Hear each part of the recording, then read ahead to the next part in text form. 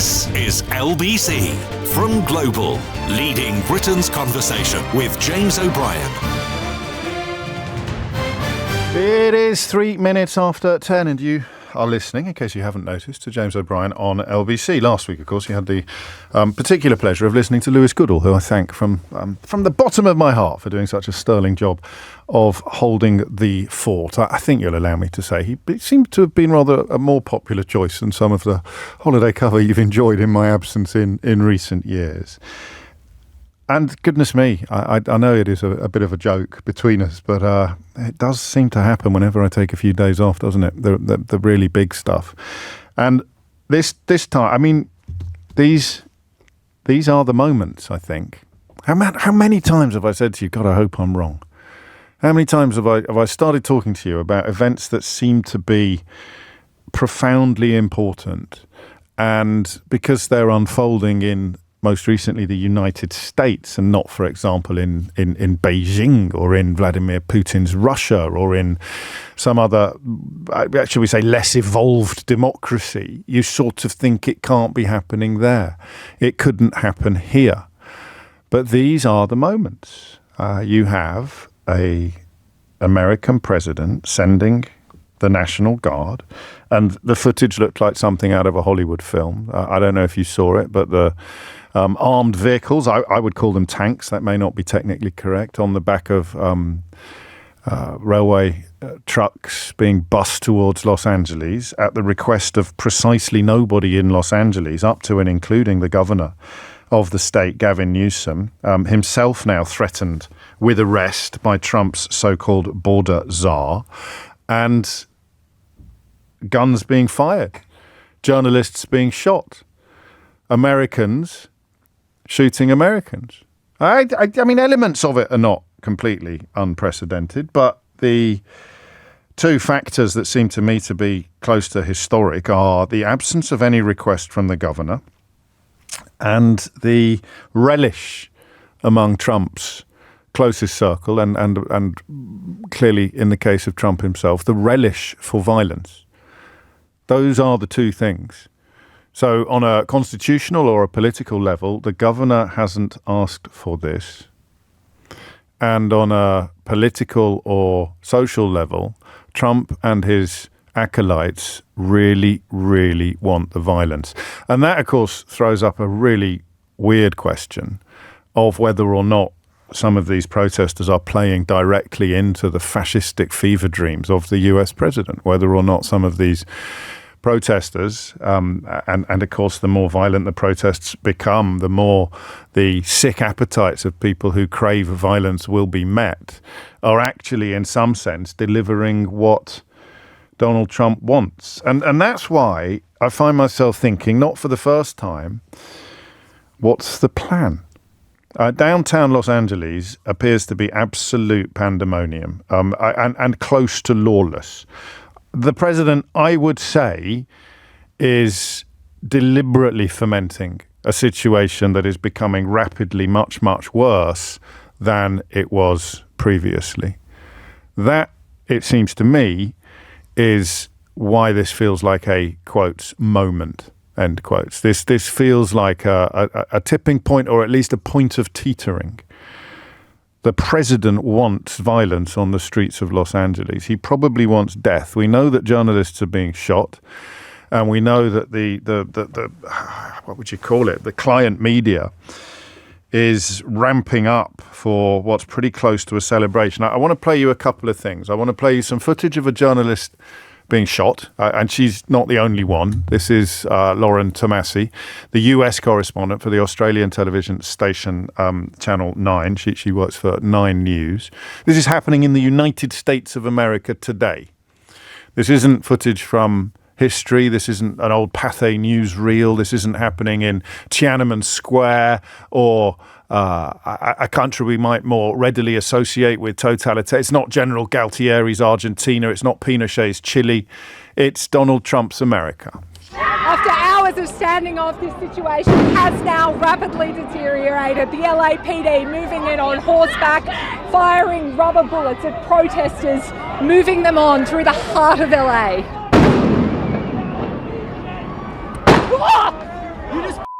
of crap. You okay? I'm good. Okay. 8 minutes after 10 is the time. And then the governor of California, Gavin Newsom, addressing threats from one of Trump's key acolytes that he himself, Governor Newsom, could be arrested. The fear, the horror, the hell is this guy? Come after me, arrest me. Let's just get it over with. Tough guy. You know, I don't give a damn. But I care about my community. I care about this community. The hell are they doing? These guys need to grow up. They need to stop. And we need to push back. And I'm sorry to be so clear, but that kind of bloviating is exhausting. So, Tom, arrest me. Let's go. It might be exhausting, but it is part of whatever this plan may be. I noticed something when I was away last week, and I noticed the voice in my head that talks me out of asking the same question again and again and again and again. A, because it's repetitious, B, because it's boring, and C, because it doesn't necessarily allow an answer, but you have to ask it sometimes. I first heard this voice during COVID. Oddly, what's the plan? What's the actual plan? Because we sit together every day, and obviously sometimes we concentrate more or less than each other, but we sit together every morning, or most mornings, or many mornings, and try to work out what is going on in the world. And usually it's not that difficult, even if it's quite dispiriting, even if it's not exactly a happy discovery, it is not that difficult to work out what is going on in the world. Why would people rather talk about Dawn French today than dead children? That's pretty easy to work out, right? That's a pretty straightforward prospect. Why is Israel essentially kidnapping Greta Thunberg? And why aren't people responding to that in much of the UK media in the way that you'd expect? Again, it's not that difficult to work out. You may not like the answer, but you can work it out. And then in COVID, when they started doing things that appeared to be bonkers, I think for possibly the very first time, I found myself wondering whether or not there was any plan at all. But you can't arrive at the conclusion that there's no plan at all if you haven't asked the question, what's the plan? And with Trump, it happens all the time. I'm bored of hearing about dead cats, but that doesn't mean that there aren't dead cats aplenty landing on tables across the United States of America. He is a master distractor. He is a master of illusion, if you like, making people care about things that aren't true. They're eating the cats, they're eating the dogs, but simultaneously doing things that are objectively awful. Objectively awful. To his own people. A little throwaway line. Was it the Venezuelan president when he talked about we're going to need more jails, we're going to need facilities for the homegrown people that we're going to be sending to you? And you remember during the first term, I was frightened of the F word. Frightened's possibly not the right word, but it's a curse, isn't it, of people who care about facts, or people who are sometimes lazily described as being of the left in conversations about Israel, or liberal. As I don't know what liberal means in most of these conversations these days. It just seems to mean people who focus more on facts than they do on feelings. But you don't want to be like the other lot. You don't want to tell lies. You don't want to exaggerate or embellish. You don't want to go over the top. You don't want to start talking about fascism. You don't want to fall through Godwin's law, do you, and start comparing everything to the Nazis 10 minutes after it started. But there comes a point when these parallels work. There comes a point where these parallels are necessary. And I only notice when I have some time off how baked into my subconscious it is to talk myself out of these conclusions. We talked about normality bias a lot. Last time I got back from a short break, I think that was jury service. I got back from jury service and I started talking to you all the time about normality bias, this idea that normality is unbreakable. And therefore, however compelling the evidence that something profoundly abnormal is happening, we have a weird little inner voice that starts trying to convince us that it isn't. No, this is normal. This will soon pass. It couldn't happen here. I don't know what it is. Is it an evolutionary safeguard against existential terror?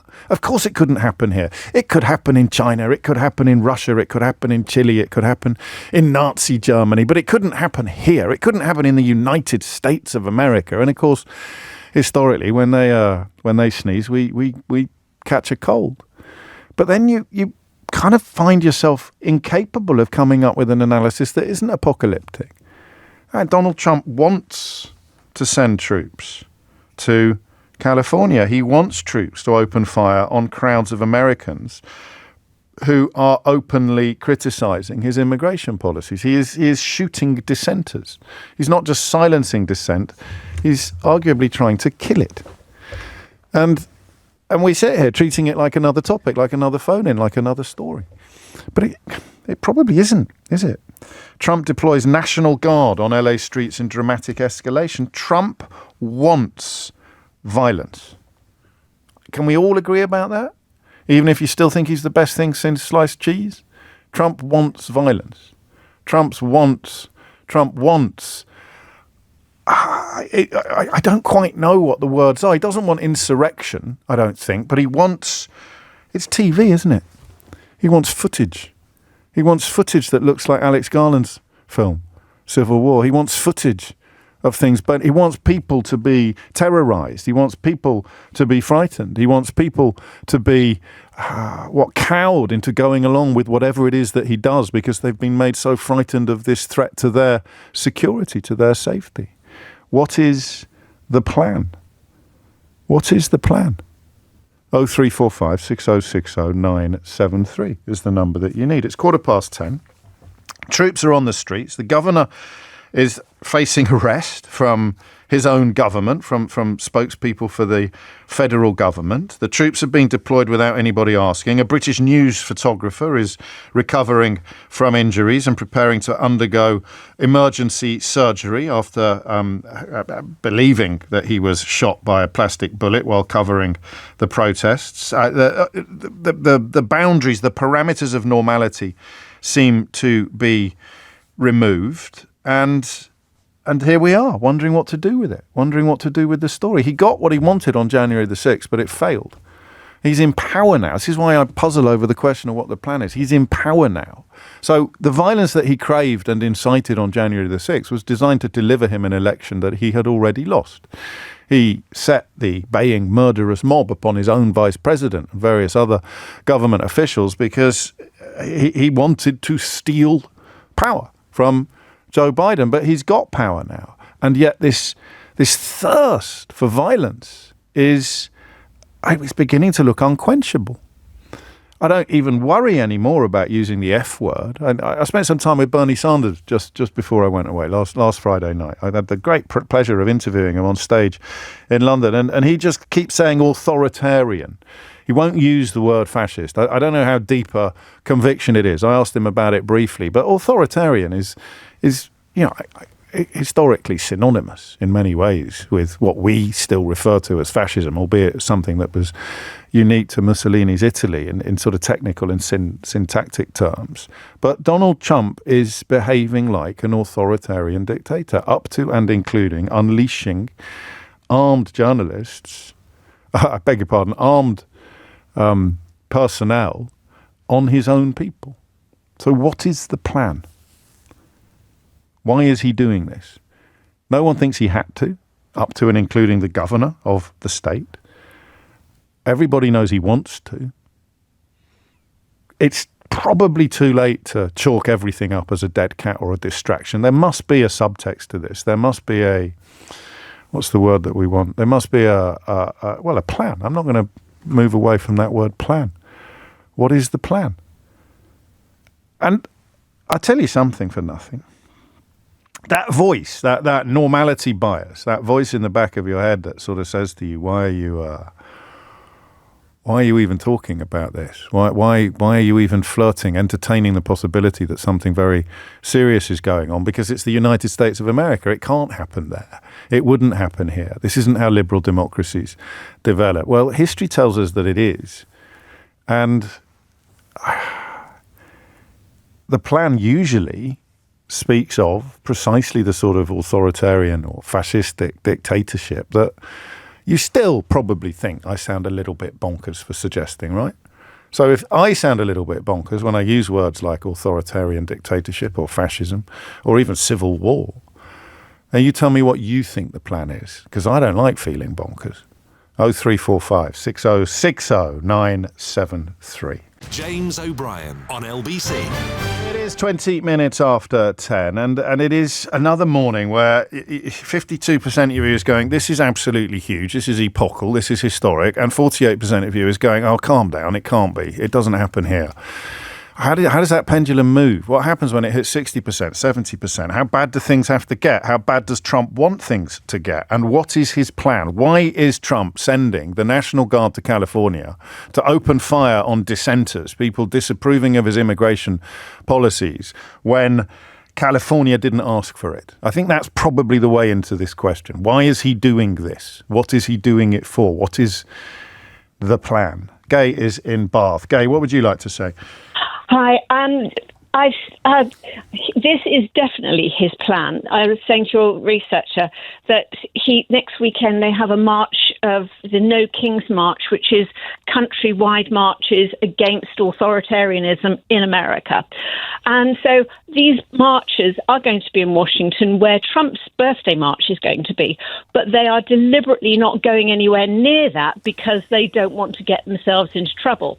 But you've got to bear in mind that Trump has released 1,400 of his own private army that were arrested after January the 6th. So I can see that he would get them to incite a march so that he can use that as an excuse to have incite the Insurrection Act and bring in the troops again. And why does he want to do that? I think he wants to cancel the midterm elections. It's a bit early for that, but I can see that would happen. Well, it doesn't matter, does it? Because let's just say that is an example of authoritarianism, and it's at the moment the biggest we can reach for. So these may be steps on the path to that conclusion. But you mean he wants to dismantle democratic norms? Really? Absolutely. He said during the elections, this will be the last election you will have to vote in. Yeah, and that I mean, again, I'm not here to split hairs but that was a little bit more nuanced. It's a bit like Margaret Thatcher saying there's no such thing as society. He wasn't calling for the end of elections. He was essentially telling people that their goals would have been met and they wouldn't have to worry about them again in future elections. He wasn't saying there weren't going to be any. But what does that look like? Because these are the moments that we don't have a playbook for or even a rear view mirror. You send troops to Los Angeles. You start shooting your own citizens because they are expressing disapproval of your policies. You are being shot for dissent. You're being tear-gassed for simple dissent. What does the base do? What's he hoping? What feelings is he hoping to engender among the people that would be on his side in any escalation or in any insurrection? I think the real MAGA people still worship the ground he walks on because it's become a cult. You know, you can't have a civil conversation with people like that because they are drinking the Kool-Aid. So they want violence? I hope not, but they would, they cannot see anything wrong with him. Okay. And the thing is, he's dismantling education, so he doesn't go for the brightest lights on the tree, does he? Well, I don't want to be a fun sponge, but I'm trying. It's my job to zone in on the questions that we're asking today. And again, there are some people in his administration who are frighteningly bright. I don't think you become the richest man in the world by being stupid or by not being by being a bright light. And of course, they've fallen out. But there are plenty of people involved in this who are anything but stupid, which is why the question of what the plan is, to me, seems so urgent and important. Because, I mean, even there, I had to stop myself pushing back against Gay. I'm not saying anything I haven't thought myself, bringing January the 6th into it. What do the acquittals? Do you know how many people responsible for the violence on January the 6th have been pardoned or acquitted? Donald Trump letting people out of jail left, right and centre if they've donated to his fundraising efforts, if they've said nice things about him on reality television. It doesn't really matter what the crime is. He will pardon them. He is behaving like a kind of Roman emperor, but one of the bad ones. And yet someone says it to me. On my show, someone says back to me things that I'm thinking myself, and I've got this really weird impulse to push back. Not in pursuit of fake objectivity or impartiality or everything has two sides, but because I want to push back against things that I intellectually know to be true. Unless I'm wrong, in which case you need to tell me why you think he's doing this. What is the plan? 0345 6060 973 is the number you need. Mark is in Brighton. Mark, what would you like to say? Morning, James. How you doing? Hey, it's Mark Riley. Hey, it's good to hear from you. I'm doing okay. How are you doing? I'm sad. Yeah. I'm sad because the other day I saw somebody on television, a British pundit, I guess, who summed all this up by saying America is no longer a serious country. And that hurts me because I'm an American. And it is sad for me to see this. The first thing people need to understand about what's going on in Los Angeles. Los Angeles has 3 tiers of policing that exist. The LAPD, the California Highway Patrol, and the LA County Sheriff's Office. That should be more than enough to quell this violence that's taking place. And be real clear about the fact that if this was happening in Des Moines, Iowa, Trump wouldn't have sent a barber to quell the violence. This is happening because it's LA and because his base hates LA. It hates everything that LA stands for. LA has a huge Mexican population. As far as his base is concerned, all of them are illegal and need to be deported. And that's what Trump is playing to. He's playing to a very base fear among the people that support him the most. And it is also deflecting from when was the last time you heard anybody talk about the American economy under Trump? You see, it's not just about what's going on in LA, which is a reaction whether you like it or not. I mean, I'm not any law and order guy, and I'm not a violent in the streets guy, even though when I was a very, very young man, I was in the streets in New York. But the bottom line is, this is a windfall for him. This is something that fell into his lap. Violence in Los Angeles. Call out the National Guard. Make myself, when I'm just speaking of Trump, look like a hero. To the people who think that all of the Latinos or anybody Mexican, anybody with a sort of suntan is an illegal immigrant and needs to be deported. Absolutely. I mean, look, I used to do this for a living. All right, I used to do what you do now for a living. I used to talk to people. I know you did. For people unaware of that, you were on Air America Radio, worked on Morning Sedition with Mark Maron, New York City. You've done it all, Mark. That's why I was so impressed, if that's not a slightly wrong word to use, for someone 20 years younger than you to use. When you came on last time, and we did our homework. You know what you are talking about. Quite how I think you ended up in Brighton for reasons of love and romance, which adds an extra dimension to your story. But you 32 years worth. There you go. But you do what I tried to do. You've written the manual on it, trying to work out what he is doing. So he wants more. He wants more violence. He wants escalation. He wants more violence. And James, let me just say this as an aside. Yeah. Because New York City lost one of the finest journalists who ever lived, and a guy named Tom Robbins, who passed away, I think, 2 weeks ago now. It was Tom Robbins, and I'm going to tie this into Trump. It was Tom Robbins who exposed the fact that Trump was using illegal Polish migrants to help build Trump Tower. He broke that story. You see? And so it's nothing to do with country of origin or a sincere and authentic fear of migrant labor on Trump's part. It's all about what messages, these images, because it's a television story, isn't it? Not a radio story. So you can't do flames on the radio. It's the images that will be watched by people in Des Moines, Iowa. Yes, absolutely. And remember this, he's plucked people from television, including that complete moron, Pete Hegseth. Yes. But he was on Fox and Friends, for God's sake. Janine Pirro had her own TV show. He's plucking, Linda McMahon used to be chair of the World Wrestling Entertainment. That's the caliber of people he's brought into his administration. That's not serious.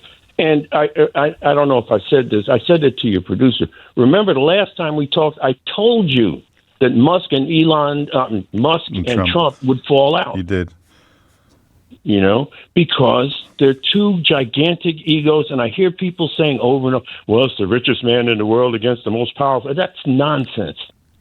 It's Elon Musk always was going to end up pissing Donald Trump off. because there comes a point where the two egos cannot coexist in the same space. What happens next? What happens next is determined largely by whether or not the protests that are currently limited to Los Angeles and a small town called Paramount in California spread to other places, and spread specifically, if anything happens in New York, watch. Oh, wow. Watch what happens. But this is the mad bit, Mark, because this is where the cognitive dissonance, or the idea of two things being true at the same time, kicks in. You have to protest against what's happening now, because if you don't, it's over. And yet, the more protest there is, the more grounds there will be for Trump to respond in the way that he seems desperate to respond. I mean, this is where the job's impossible. The job of trying to unravel it in a way that is in any way reassuring is impossible, because if you don't protest, everything gets worse. And if you do protest, everything gets worse. You're subject to Trump's wrath. Yeah. And right now, and it's not going to happen necessarily in Miami, but if there were protests that broke out in Miami for a lot of different reasons, it probably won't happen. But he'd go berserk there too. And he'd go berserk in New York because so many of his enemies, remember that he was convicted of multiple offenses and had multiple judgments against him in New York. Anything happens on the streets in New York, he'll call out the National Guard in a heartbeat. So what's the best case scenario now? Well, the best case scenario would be impeachment, but that's not going to happen. So, from this perspective, that's the best you can hope for. But the trajectory he's on leads nowhere good. No, because as far as he's concerned, I'm the president of the United States. Don't mess with me. Do you know that part of the reason why he has such a big problem with black and brown people is because he's a germaphobe? No, I didn't know that. Tell me more. Yes, he's a germaphobe. For a long time, he wouldn't shake anybody's hand. But why does that impact particularly on people of colour, on black or brown people? Because he thinks they're dirty. Oh, that's cool. Well, I suppose I should have been able to work that out. But my naive little mind, Mark, sometimes doesn't let me go to the darkest places. Thank you again. What's it like being American at the moment? Final question, because I'm late for the news. It's sad. I'm sad. I am just completely sad that this is what the country has sunk to, and that a majority of people in America elected a guy who would do this. And that's a really depressing thing. Yeah, is that none of this should be surprising to people on both sides of the Atlantic. We've got our fair share of cheerleaders and client journalists, but it is very, very odd that you can see something so clearly and other people, even people you once respected, simply can't. Mark, thank you. Another Mark points out, morning James, 2 out of 2 junctions missed already. Welcome back and love to the family. Here's Thomas Watts with your headlines. James O'Brien on LBC. 10:36 is the time. So when violent rioters break into the Capitol, baying for the blood of the Vice President, they are great patriots. They are simply just on pause before their presidential pardon comes through. People died that day, and they were described thus by Donald Trump. When people take to the streets of Los Angeles to protest against policies, the confiscation of humans, if you like, their colleagues, their co-workers, family members, friends, spouses, it's being rounded up like cattle, and people protest about that, he sends in the National Guard. I don't think there's any point anymore trying to couch this kind of conversation diplomatically and saying, of course, you may still think that Donald Trump is the best thing since sliced cheese, but it's pointless. You either love this kind of stuff or you hate it. I don't think there's much middle ground anymore. You either find the epic hypocrisy of murderous rioters being praised to the rafters and subsequently pardoned by Donald Trump, and people protesting against fascistic policies being attacked by him repellent, or delightful. It's either delightful or disgusting. I don't know how you can, well, I guess I almost envy you if you can achieve a sort of degree of ambivalence, but the notion that it's anything other than profoundly authoritarian, and again, as I mentioned to you, that's the phrase that Bernie Sanders always favors. We have a president who is moving this country rapidly into authoritarianism. He does not believe in the rule of law. What does that mean? Is that a destination or is that a map? A rejection of the rule of law is where he is and where he wants to be. The rule of law still has some power. It still has some weight. Courts can still prevent him from doing things that are illegal. He doesn't think they should be allowed to. He doesn't think they should be allowed to stop him from doing illegal things. He thinks he is the law, like Judge Dredd. He thinks he should be the law, like a Roman emperor. He doesn't believe that anybody anywhere should be able to prevent him from doing anything. God, it's almost cathartic to say it out loud. And the ball of string begins to unravel. It might not be pretty and we might not like what we find, but it begins to unravel. And some people will love it. They are targeting illegal immigrants, you silly man, says Tom, who's loving it. Children being rounded up, American citizens being rounded up because of the immigration status of their parents, which is often not technically illegal, you silly man. But it doesn't matter because people like Tom need to pretend that they're not just loving the violence, not loving the attacks, the rubber bullets being fired at journalists, the rubber bullets being fired at protesters, dissent being criminalized. You either hate it or you love it. And whether you hate it or love it, you still don't know for sure what the plan is. Stephen says to instigate a situation so he can impose martial law and possibly avoid the midterm elections because of a so-called state of emergency. Could be point two, as Mark just reminded us, that the economy is all over the place. Tariffs have been an unmitigated disaster. The fallout with Elon Musk, although you could see it from 100 miles away, is completely at odds with the image that he seeks to present to the people. What's the plan? And how worried should we be? And however worried we are, of course, times it by 100 for the average American. Max is in Denver, Colorado. Max, what would you like to say? Yeah, James, I just really want to say that it's sad to see here in America the fall of democracy. It would seem so quickly, but you'd go that far. First 4 years were a test. Yeah. Okay. I 100% agree. I think it is the fall of democracy. Maybe not in the form of we don't have voting and stuff of that nature, but I feel like the reality of what people believe is democracy is falling in front of our eyes. What does he want then? What is his plan? I mean, I think we just pinned down something quite important with regard to the rule of law. He doesn't think that he should be prevented by anybody or anything from doing anything that he wants.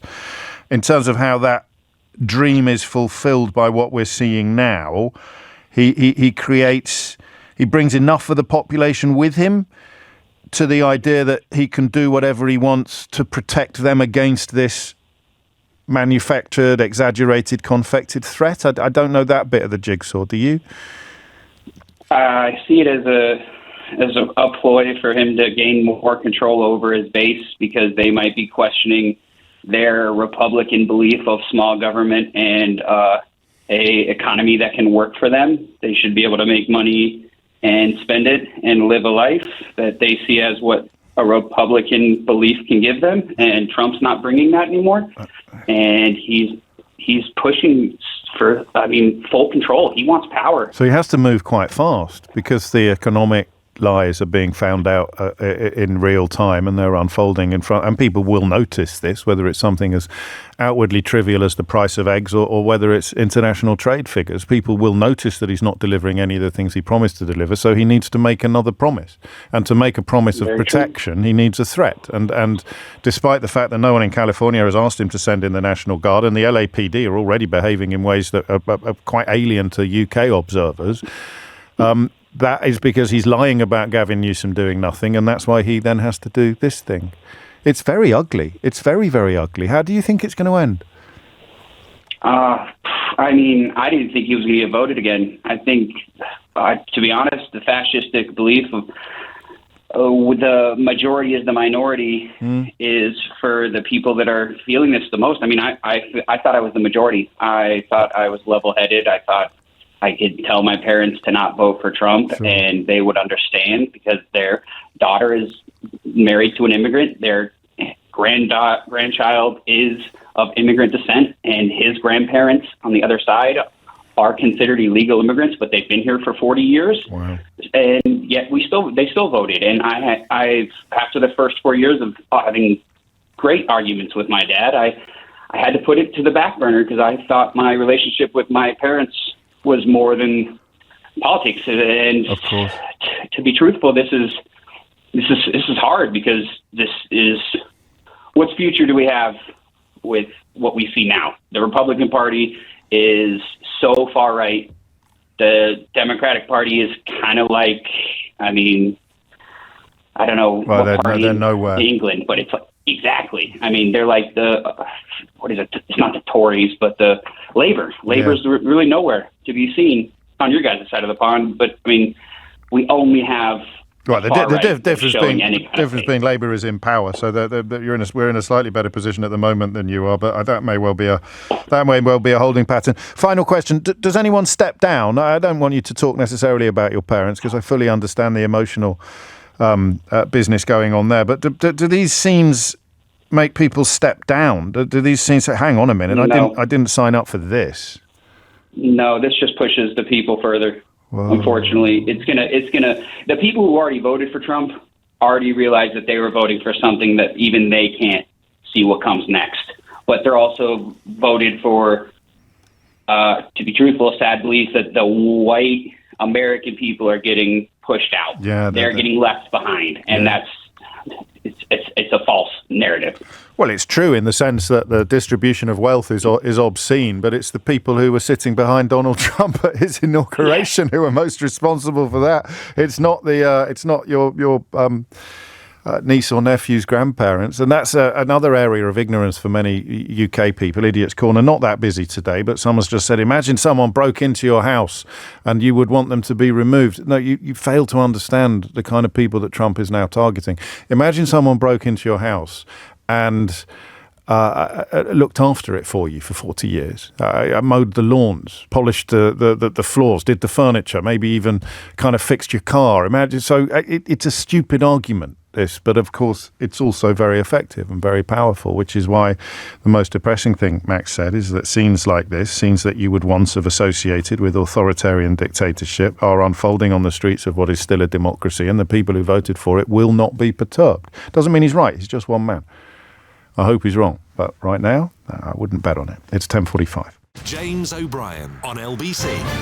48 is the time. I think of her often, but I don't mention her that often to you. I mean my friend Lily Pohlman, who you met on this station. She was a tireless contributor to LBC. And one time when we were speaking, I kind of picked up on the fact that she had a much bigger story to tell than could be contained within phone calls to the radio station. So we invited her to record an episode of Full Disclosure live on stage at the Leicester Square Theatre, and it remains one of the most powerful nights of my life. We lost Lily during lockdown, but she told me a story that night, and it's a story I think of when I see some of the messages in Idiot's Corner today. And again, there aren't many, but they're generally of a thing. These are illegal immigrants, you moron. How would you feel if your house was invaded? And that kind of ignorance of what's going on in Los Angeles. But of course, it's ignorance shared by a lot of the people would be cheering for it. And I always remember the story of Lily's father's watch. There's a security guard in the block where they lived, like the kind of janitor almost. And as the atmosphere for Jews became increasingly difficult, so the ordinary people would show their true colours or would reveal which way they'd go. Are you going to cheer this on, or are you going to condemn it, or are you going to keep your head down? I suspect that's what the massive majority of us do. Just keep your head down and hope that the spotlight doesn't end up on you, even as terrible things are happening over the road. And as the atmosphere for Jews became increasingly impossible to survive, this janitor in the block just sort of helped himself to her father's watch, and there was nothing he could do about it. There was nothing they could do about it. That world had already moved. The ground had already shifted beneath their feet. I just thought of that when I read this from Mari, who I think is in Los Angeles. LA was peaceful on Friday. Schools were celebrating, kids graduating. ICE came into our community and attacked the people who live here. People responded by trying to protect our neighbours. LA is a county of immigrants. Trump has made a huge error by trying to force us to bend the knee. The one area he has over, and this was the bit that really resonated with me and made me think of Lily. The one area he has overwhelming support from his base is how he treats immigrants. His base loves this. It's WWE wrestling. He puts on a show for the base. And, of course, that brings us back to Linda McMahon, who Mark referenced earlier and who you may not know is his Secretary of Education, has been since earlier this year. Her main claim to fame is being a wrestling promoter, a former wrestling promoter, along with her husband, Vince McMahon. They kind of set up WWE. And I'm not a massive fan of simplistic breakdowns, but that one works, doesn't it? You'd have to get up early to chat. What's he doing this for? Because he's turning real life into choreographed violence, carefully cultivated, provoked violence. He is deliberately escalating this situation because he knows that the people he's keeping sweet and trying to distract from the fact that the economic promises he made them have all fallen apart, they'll forgive him that if the violence continues, if the TV show continues to display violence. I don't know. Is it a plan? It's a short-term plan? Is it a long-term plan? Lisa is in Southampton. Lisa, what would you like to say? Yeah, I've talked to you before, James. I'm from California. Yes. I was born and raised in Fresno, California, which is the heart of the Central Valley, which we have a huge Mexican population. And they are the backbone, the Mexicans of California. People don't realize that, 1/4 of our population are Mexican. And we live in our state is unique in that it is a microcosm of America. We have every nationality, when you saw the people peacefully protesting before the military came in, you saw flags from all over the world.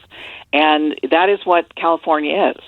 And this is not, this is absolutely the dehumanization of what he calls illegal immigrants. Most of these people that have been captured by ICE they are undocumented. They pay taxes to the American government, $22 billion a year, which the red people don't even know they do that, and they've lived peacefully there. And all of a sudden, they are now criminals. These people are not criminals. I don't want drug dealers in the United States. I don't want people that are being mass murderers. But the thing is, they can't find those people, so they go over after the easy targets in schools, churches, hospitals. They're going over easy targets. People that have had to now give their details. The U.S. government has their details because they pay taxes. And some of them, of course, are in the process of going through the legal system, which is where they're getting collared by ICE at the facilities where the applications and situations are being processed. But the American equivalent of people who send me messages about them all being criminals, or they're all like, as you say, dehumanizing, using illegal as a noun as opposed to an adjective. It works, and I don't know that Los Angeles, or rather California, is a microcosm of the United States of America. No, it is because don't forget. I was from Fresno. Sure. I live in a very, very Republican area of California. Everybody thinks California is blue, sure, but it is very, very red. But is that's traditional Republican, or is that Trumpish Republican? No, it's half and half. Okay. It's more Trump. But the thing is, what I'm saying is, we have people from Laos, we have the Hmong, we have people from all over the Japanese, a huge Chinese population in San Francisco. We do have a lot of people from different. But what I really wanted to say is that Gavin Newsom is now going to sue President Trump because he did not have permission to come into California. Gavin Newsom did not give him permission to bring in. So that is that, and now I heard Gavin Newsom on a telecast today and said, we are going to have a lawsuit against the U.S. government. I haven't seen that. Yeah, that was actually, he was just in the news today, was from last night, and he was asked, and he said, because I was never asked permission. Good Lord. So, and Trump will know this, or at least people like Stephen Miller will know it. But he doesn't care. Well, but they will. That's where the question that this morning's show hinges, isn't it? Is what does he want from this? But he doesn't. He hates Gavin Newsom because he knows that Gavin Newsom is positioning himself to become to run in 2028, and he hates our state. If you notice, in the red states like Alabama, Tennessee, places like that, they are not rounding up immigrants. No. And they are not taking the huge farms that are agricultural farms down there. They are not actually going in to the red states. It is the blue states. It's Massachusetts. It's us. It's Illinois. It's people that he does not like. Is it? I mean, there's a refrain that emerged on this program in the aftermath of Brexit, and it's become a bit of a mantra, really. I don't mean you. No. So when you find a Trump fan who is absolutely adamant that immigrants need to be removed and deported, and you point out to him that he's got some in his family, or that his children are looked after by some, or that he wouldn't be able to drink his orange juice if that was done, and then he would say, "Oh, I don't mean those ones. I mean the ones that Donald Trump has conjured up in my imagination. I mean the ones that are eating the cats and eating the dogs, the ones that are all members of street gangs." And that's why I think I really focused when you said they can't find them. No, the ones, they can't. The emblems of threat are not non-existent, obviously, but they're so negligible in the great scheme of things that you create an emblem of threat and then you start deporting completely innocent people to feed the appetite that you have very carefully cultivated. Well, yes, and we saw. Do you know how many times I've been here 41 years? I have been told I'm the right sort of immigrant. Yeah. Because I'm white and I'm from California and I'm educated. They said you're the type of people, and I find that insulting. Because my daughter-in-law is from Lithuania. I'm very pro-Remain. I literally love. Well, I think you've just lost your welcome there. I mean, you're definitely not the kind of immigrant we want if you're pro-Remain. Do you not follow the news, honestly? But no, I understand exactly. I'm obviously very. I mean, they voted to Remain. I was not. I think the reform. I see in the Reform Party many things I see in Trump's America, and that frightens me. And my own daughter-in-law said the other day, she said, my son and her may not be able to stay here if reform should get in. She says, I won't feel welcome.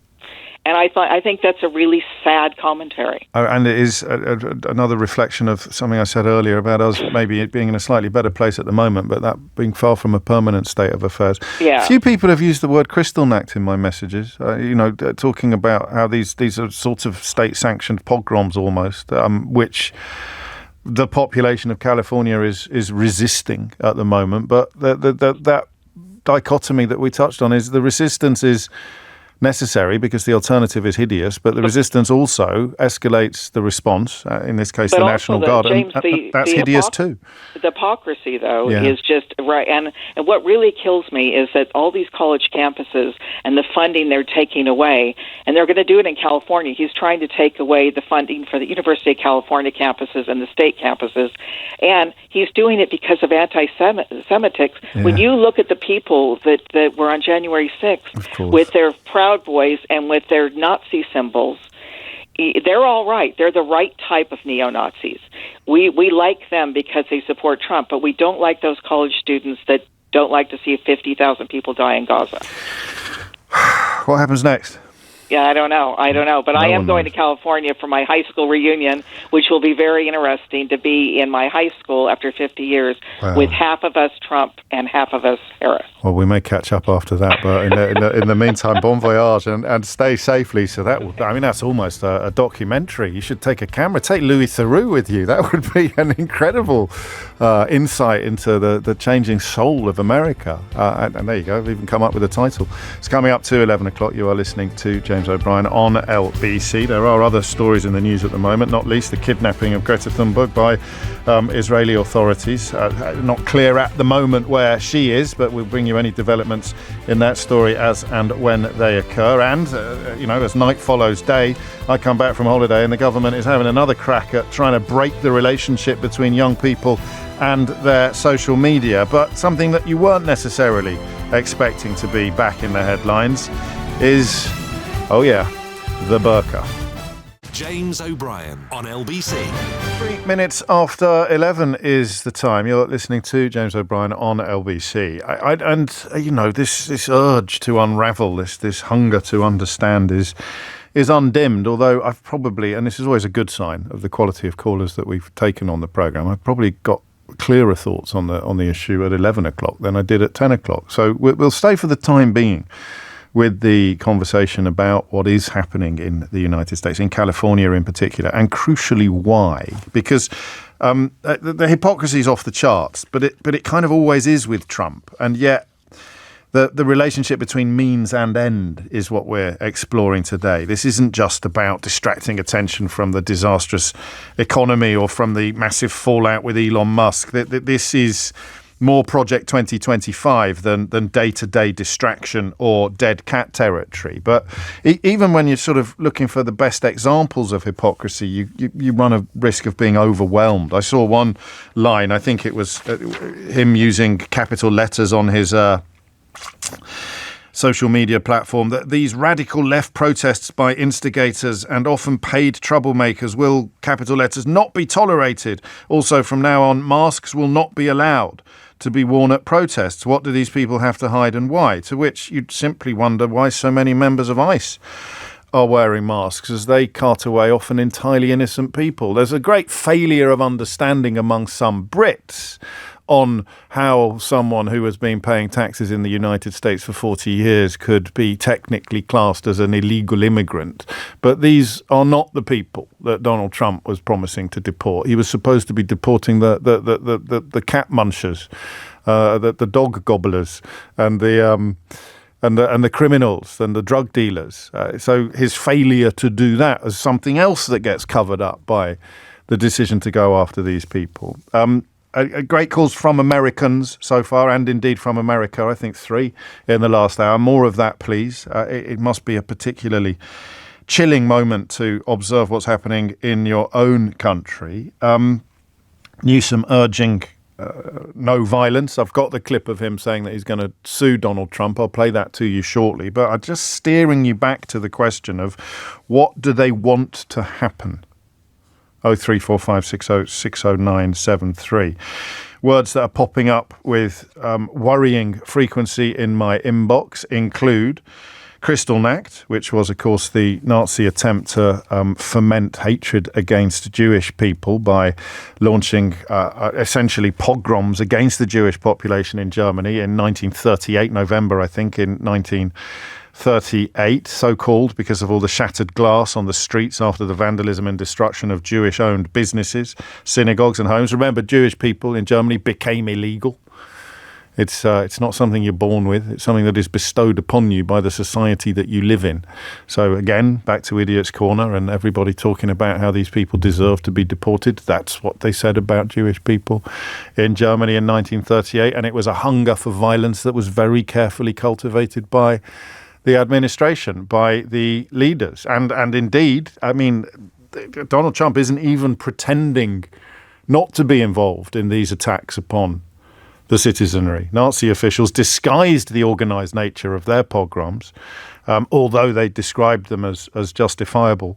They pretended they were spontaneous. They weren't. They were orchestrated. They were carefully cultivated. So Trump, in some ways, has already gone further than Kristallnacht. These are words that I say out loud, and I still got that little voice in my head saying, shut up, mate. Come off it. This is America. This is the United States of America. This is the land of Hannibal Smith and B.A. Baracus. You know, this is the land of Rocky and Rambo. But in 1938, the Nazis, when they set mobs on, quotes, aliens, end quotes, pretended that it wasn't state sanctioned. Donald Trump's not even doing that.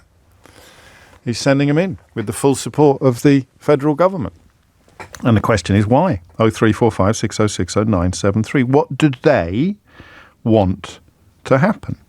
Because it seems to me pretty obvious that they want more violence, not less, which is why Gavin Newsom's explanation of what Trump is doing, actually creating the mayhem, causing the problems, escalating all the trouble, is close to irresistible. 8 minutes after 11 is the time. More of your calls on this, please. Theo is in Crouch End. Theo, what made you pick up the phone? Good morning. So, as you know, I'm a journalist. I work in Kyiv, usually. I'm in London now. I'm also an ex-police officer. I didn't know that. So I've got another perspective on this from being on the other side of those lines, although I was never at a public order event like that. And I watched the attack on the Australian broadcaster Lauren Tomasi, who was shot with a rubber bullet by the LAPD live on air. Yes. And that was, I mean, we should stress that was by the LAPD, not by the National Guard. So that was by the people that Donald Trump claims aren't doing anything. Yeah. And it was so obvious what she was doing. She's there doing a piece to camera, holding the microphone, and you can see the moment she gets shot, you can see the officer that does it take aim quite clearly and fire. I was, I don't know if bemused is the right word, bemused, angry, shocked. I hope he faces a deeply unpleasant disciplinary panel soon, but given the state of everything in the States, I doubt it. Bemused, angry, shocked because of where it's happening, not because of what's happening, because we know that journalists get targeted by authorities in certain types of country, and in certain moments. We didn't think that this was that country or indeed this moment. No, but it is becoming that. And I'm reading Timothy Schneider, who, if you want to understand tyranny, read him. But again, we're throwing that word away, Theo. I mean, I have read some Timothy Snyder, and he is brilliant on this, but he doesn't throw the word away. He's sounding clarion calls, he's sounding alarms, and yet we sit here and we say tyranny as if it were an established fact, or as if it were obvious. A lot of people listening to this are still going to be balking at the use of the word tyranny, or the use of the word fascist, or even the use of the word authoritarian, and you begin to wonder what more evidence they need. Well, it's en route. When the authorities start shooting at journalists, even with less than lethal, rubber bullets, etc., there's a very, very clear sign. When the language becomes, more and more. I mean, let me read what Trump's saying. Yes. I'm going to ban masks. They are. I think he likes to call Newsom new scum. Yeah. And yet ABC, as you know, have just suspended a journalist for saying that him and Stephen Miller are haters, are full of hate. So ABC suspend a journalist for saying that the president who describes the democratically elected governor of California as new scum is full of hate. There's a failure of journalism going on here, as well as a failure of democracy. And it's obeying in advance. So what's Trump's dream here? I mean, we may be overthinking things. He may just want to get through today with good TV ratings, but I suspect not. I suspect there is a master plan in play. What is it? I'd say look to El Salvador, look to Bukele, look to Orban, look to Putin.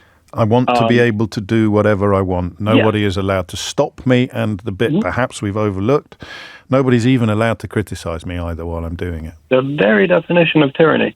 And it's about modern tyranny, as I'm going to quote Schneider again, is terror management. You create the conditions for exceptional things. And people have been mentioning Kristallnacht. I think the more accurate sort of Nazi comparison is the burning down of the Reichstag. An exceptional event, possibly, orchestrated by the Nazis themselves, that gave them the excuse to begin the enabling act and begin the rolling back of liberties and freedoms. And crucially, the complete removal of any pretense of rule of law. So, you are now an alien. You are now illegal. I don't care how long you've been here. I don't care what your family tree looks like. I don't care how much you've paid in tax. I don't care how intrinsic you are to the safe running of our society, or how wealthy you are, or who you are, or what you do. You're illegal, and we're going to kill you. Yeah, it's pseudo-populism. Pseudo-populism. Gosh, I'm going to write that down. That's not mine again. No, I hear you. I know. But then the final question, I suppose, becomes the one of how it stops, whether or not it can be. Because I know this is a little bit lazy, but sometimes I stumble across an insight, for want of a better word, that seems to me to do quite a lot of heavy lifting, because the protests are going to cause an escalation, and the failure to protest will cause an escalation. So what do? You have to, I'm going to say this as an ex-police officer, get out there and protest. And in every way you can struggle against this. Because words like Reichstag, Kristallnacht are now relevant. Yeah. And we desperately need to learn the lessons of our grandfathers in the rest of the world that have been through authoritarianism, been through terror, been through pogroms. And and not let it happen. Because when democracy slips away, the only way you get it back, and we see this time and time again, is through either an exceptional regime change or through exceptional amounts of bloodshed. When are you back to Kyiv? Depending on the financials. Sure. July, I'm hoping to join a convoy from Estonia and do an interview for my podcast in Estonia, and then go to Kyiv. Well, good luck. Remind us how people can follow your work, or indeed help you do it. So I have a Substack that's called Dictators v Democrats, and if I may, I'm gonna plug the podcast, which is out, a new called Dictators v Democrats, all on why we fight. And on that, I interview the people who are defending democracy, get their human story, why they do it, etc. You could be in Los Angeles after Kyiv, couldn't you, if things continue on this trajectory? Theo, thank you. Dictators versus Democracy, conceived as a title for a project when Putin went into Ukraine, but now, of course, a pertinent description of what perhaps we're watching happen in what's supposed to be our closest ally. It's 11:15. James O'Brien on LBC. 11:17 is the time. Simon Marks, of course, back in the United States now. We'll join him at about, or rather he'll join us at about 11:45. Are you aware of what's happening on the 14th of June in just 5 days' time? A massive military parade through the streets of central DC, thousands of soldiers, massive tanks and artillery, vintage warplanes and sleek Black Hawks flying overhead. The US Army will be marking its 250th anniversary, but it is also Donald Trump's 79th birthday, so expect those two events to be tied very tightly together. I made a joke during the first term. I think it was a joke. It's hard to remember. I talked about the likelihood of him turning up in a military uniform at some point, because they kind of all do, you know. How surprised would you be now if Donald Trump turned up at this big parade on June the 14th wearing a uniform? And we don't really get to mock, do we? Because our royals, some of whom, of course, have done military service, but wear medals and uniforms that have absolutely nothing to do with anything that they've ever done in the service of king and country. I remember when Prince Harry wasn't allowed to wear stuff to a royal event and all the others were. It was an absolutely extraordinary act of hypocrisy. But how surprised would you be if that happened? A massive military parade, a show of might. It's kind of like the sequel to what we're seeing in Los Angeles. And again, nobody asked for it. So what is the plan? What is he doing? 18 minutes after 11 is the time. Is the dismantling of democracy really underway? Or have you got a more palatable analysis? Hit the numbers now. You will get through. Don't get put off. If you're the kind of person who thinks, I'm not going to be as good as some of the other contributors, you almost certainly are. If you're the kind of person who thinks, I'm much better than all the other contributors, you almost certainly aren't. That's one of the great lessons that I've learned over the years of doing this show. 0345 60 60973 is the number that you need. And of course, some of you won't have been listening since 10 o'clock. So we have covered the shooting of an Australian journalist. We have talked about the apparent shooting of a British photographer. And these, of course, are elements of the protests in Los Angeles that have been dealt with by the authorities, the LAPD most obviously, that Trump is accusing of not having done enough. So if shooting journalists isn't enough, you have to wonder what would be. But just going back to a point that I think Lisa made about Gavin Newsom, the governor of California, confirming that he is going to take legal action against Donald Trump because he didn't ask for these troops to be sent to his state. And this adds to this idea, this very simple but ultimately helpful notion that he just doesn't think anybody should be able to tell him what to do. And the handmaiden of that policy throughout history, you abolish rule of law, you dismantle democracy, you overcome or you pocket the judiciary. Nobody should be allowed to tell me what to do.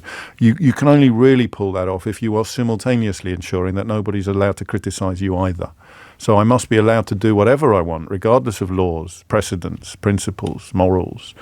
But no one's allowed to criticize me either, because if they do, then some of the people that I'm currently carrying along with me might realise the hideousness of the project that they're part of. So you need to silence dissent, send in the troops, and you need to dismantle rule of law. attack the judiciary. And of course, silencing the media is intrinsic to both of those goals. So here he is. Here is the governor of California confirming, as a caller told us earlier today, that he is set to take legal action against the president. Donald Trump has created the conditions you see on your TV tonight. He's exacerbated the conditions. He's, lit the proverbial match. He's putting fuel on this fire ever since he announced he was taking over the National Guard. An illegal act, an immoral act, an unconstitutional act, and we're going to test that theory with a lawsuit tomorrow. Well, I was going to ask you that. Sorry to interrupt you, but Governor, so that's news. If you're going to sue the administration, tell me a little bit about it. Give us a preview of this lawsuit. Well, under his executive order, it specifically notes, and under what the DOD did, is they had to coordinate with the governor of the state. They never coordinate with the governor of the state. I've worked with the National Guard. We've deployed the National Guard. We did 3,000+ folks have been doing logistics work and fire recovery work, and they're fighting the fires, the rattlesnake teams. We did the same back in George Floyd. We have no problem working collaboratively in a mutual aid system with local law enforcement, but there's a protocol, there's a process. He didn't care about that. 22 minutes after 11. Mark's in South Molton. I'll be with you imminently, but I want to clear something else up first as well, which is that little throwaway line about the media I made a moment ago. Something else I spoke to Bernie Sanders about at the end of the week before last. The successful mafioso-style pressure, leverage being brought to bear on media owners, the ones that weren't already in Donald Trump's pocket, being threatened with various lawsuits, and like the law firms being threatened with financial harm. A significant moment of cowardice from the management of ABC News in America, who have now suspended their senior national correspondent after he described Stephen Miller, the top White House aide and the one with the biggest sort of thirst for violence against immigrants, or at least for very violent policies against people not born in America. He described Miller as richly endowed with the capacity for hatred. That's the phrase he used. Journalist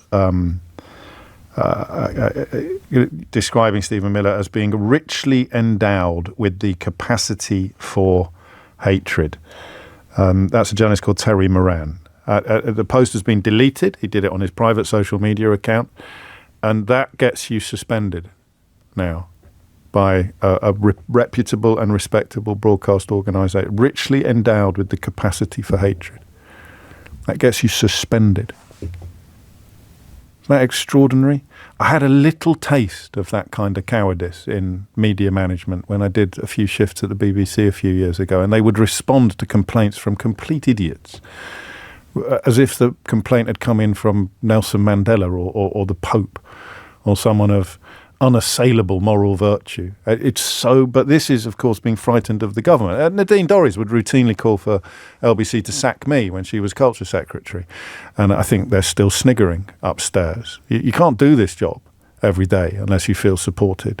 And that is the most powerful evidence you'll find of what it is like when a journalist is not supported. And that is deliberate. They have buckled. They are cowards. They have hung their senior national correspondent out to dry because they're frightened of what Donald Trump will do to them if he doesn't.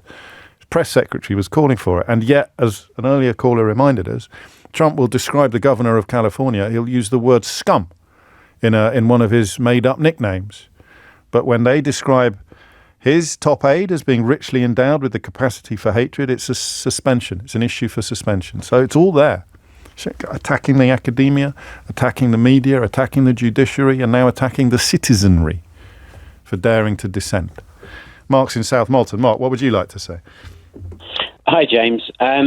I think there is no plan. So I think you've slightly alluded to this during the various people you've been talking to, some of the comments you've made, that, sometimes it seems like there's a plan, but sometimes it just seems like, he wants the coverage, he wants, to be on, the main thing on the news.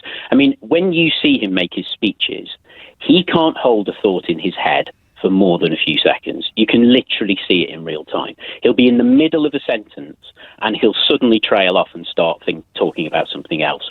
The idea that man could have the level of coherence and cohesion that you would need in order to be able to put together a master plan, to be able to, take the situation that we're seeing in LA and then, have extra layers on that and use that as a blueprint. I know, and this is why I talked about COVID at 10 o'clock. You're probably doing something more important at the time, but that instinct that you have that they must know what they're doing, and it's perfectly possible that actually they don't. Boris Johnson was in Downing Street, obviously.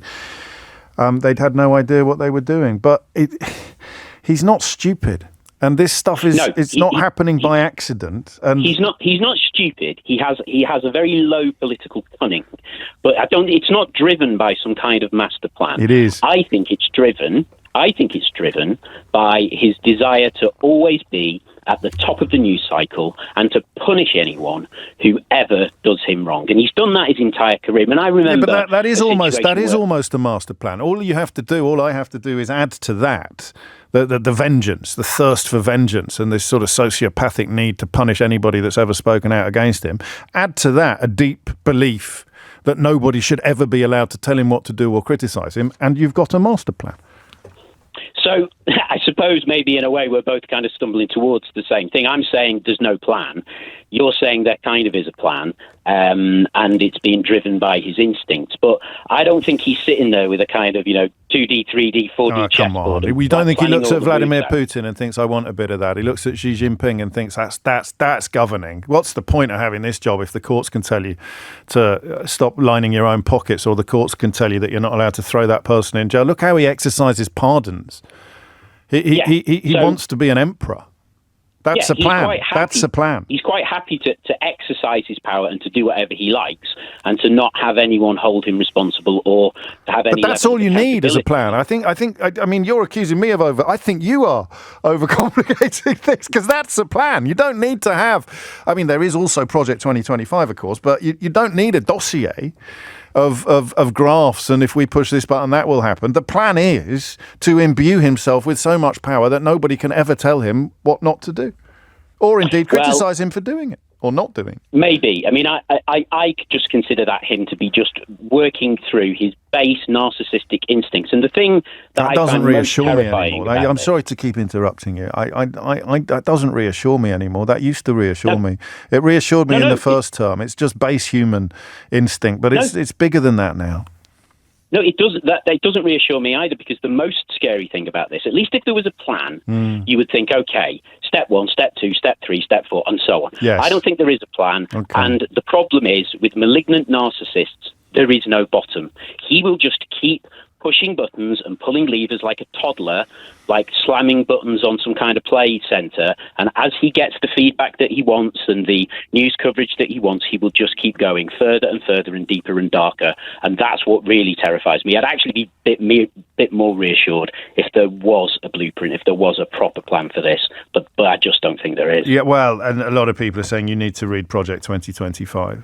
Which, it's all there, and it is a plan. And how much of it is him and how much of it is him facilitating the dreams of the people that promote him and propel him is moot. But there is a plan there. Whether or not he's fully signed up to it is open to debate. But the actions that he is currently undertaking suggest that he is. That this is about achieving a form of dictatorship, which then the people around him will be able to deploy to achieve their crazy dreams. But you need to have an emperor in place before you can do what you want. You need somebody who can do anything and everything without dissent and without recourse to the law, without punishment, without challenge. If you have dreams, or hideous dreams, of dismantling democracy itself. And they've spoken about it, some of these people. They've written about it. Thank you, Mark. I hope you're right, in a way. I hope it is just a sort of ego trip that will end like all ego trips end, like Elon Musk's ego trip just ended. But I don't know. And how much damage will be done before that happens. Thomas Watts is here now with your headlines. James O'Brien on LBC. 11:32 is the time. If you don't listen to my colleague Nick Abbott on this radio station, then I would urge you to do so, because if you think I'm quite good at spotting what is coming up on the horizon, then I am a mere grasshopper to Nick Abbott sensei. If I'm the Karate Kid, he's Mr. Miyagi. That is the way that I would describe it. And he's got a bingo card of predictions, putting together things that he is pretty sure will happen. Opening fire on American citizens was on there, wearing a military uniform at a parade is on there as well, so stand by for that. Broadcasting a public execution on live television. I mean, there's lots of things. Quite a few of you are pointing out, but I'll just use that as an opportunity to urge you to listen to Nick Abbott whenever you get the chance, Friday, Saturday and Sunday evenings here on LBC. 11:33 is the time. You know that journalist, I sometimes say to you, I'm good at this, but nobody's perfect. The journalist that has now been suspended from ABC for describing Stephen Miller as being full of hate. And Donald Trump as well in similar terms. This, as Donald Trump, of course, is happy to describe the governor of California or give him a nickname that contains the word scum. I spoke to you about Terry Moran. I'd missed the point that it was this guy. So, funny, isn't it, that Mark was just talking to us about vengeance and how much of what motivates Trump is just vengeance. Anyone who slights him has to be... Because if you've got zero self-esteem, and yet you've cultivated a survival personality of grandiosity. I'm going to go a bit therapeutic now. You'll indulge me, I hope. So in order to hide from your self-loathing, and self-loathing is something to be pitied. It's something that is put there usually by parents. But if you hide from your self-loathing by constructing a fake personality of grandiosity, then anyone who puts a pin in it is a mortal threat. Your entire existence is held together by lies and delusion, exaggeration and embellishment. I am this, I am. It's why he posts the pictures of himself, which have been, altered to make him look muscular. What kind of a loser would do that? Except as a joke. If someone put my head on, Arnold Schwarzenegger's body in his prime, I might share it because it looks funny, but he shares the stuff that's put together by people who are comparing him to Jesus. And people who are comparing him to Captain America. He shares it with a straight face. That's part of how this bogus grandiosity can completely warp your brain or warp your mind. But the only way you can hold it together is by coming down like several tons of bricks on anybody who dares to point out the truth. It's not even dissent. What's happening in California at the moment, what's happening in Los Angeles is people saying, we don't like this policy. What you are doing is wrong. I mean, that's one thing. That's dissent. But you also have to come down on people who are telling the truth. So your lies about they're eating the cats, they're eating the dogs, or the tattoos on the hands of that man who was illegally deported, you dare to actually point out the truth. And you also have to be punished. So now Terry Moran, who, you could say probably shouldn't have done that tweet, but then you're saying you're not allowed to describe politicians as being hate-filled on your private social media account when all of the evidence proves that they are. But he's the guy that did this interview. I'd missed this, and I'm grateful to you. It's what I call crowdsourcing the program. This is the journalist that has now been suspended by ABC for daring to describe Trump and his hate-filled colleague Stephen Miller as richly endowed with the capacity for hatred. It was this journalist. They looked, and on his knuckles he had MS-13. There's a dispute. Wait a minute. He had MS-13 on his knuckles tattooed. He had some tattoos that are interpreted that way. But let's move on. Wait a minute. Hey, Terry. He did not have the letter MS-13. It says MS-13. That was Photoshopped. So let me That was Photoshopped. Terry, you can't do that. Hey, they're giving you the big break of a lifetime. You're doing the interview. I picked you because, frankly, I never heard of you, but that's okay. I picked you, Terry. But you're not being very nice. He had MS-13 tattooed. We'll agree to disagree. I want to move on to something else. Terry, do you want me to show you the picture? I saw the picture. And you think it was Photoshopped? Well, here we go. Don't Photoshop it. Go look at his hand. He had MS-13. He did have tattoos that can be interpreted that way. I'm not an expert on them. I want to turn to Ukraine, sir. Terry, I want to get to Ukraine. No.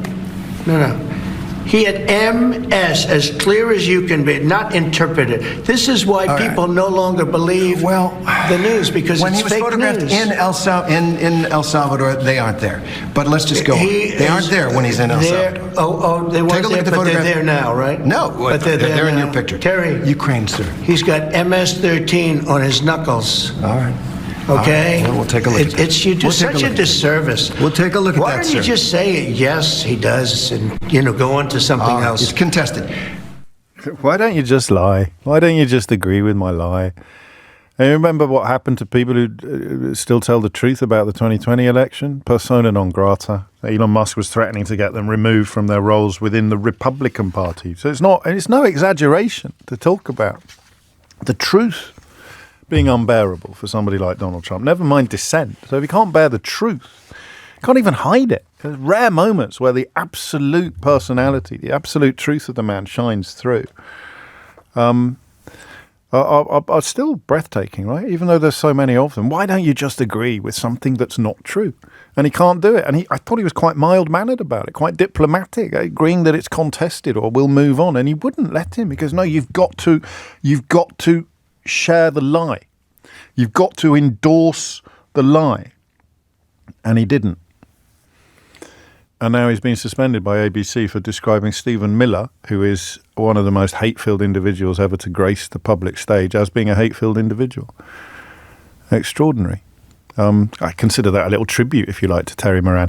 And of course, the deported man that they're talking about, Abrego Garcia, I think is now being brought back to face charges that appear to be completely trumped up. So the parallels with fascistic or authoritarian regimes, if you prefer, are... I mean, they're about 50 feet high and rising. It's 11:39. Dan is in Galway in Ireland. Dan, what's going on? Wow. You're somebody, man. I have a whole lot of respect for you, dude. I've listened to you for about a year now. Thank you. And I'm just fascinated at your take on things.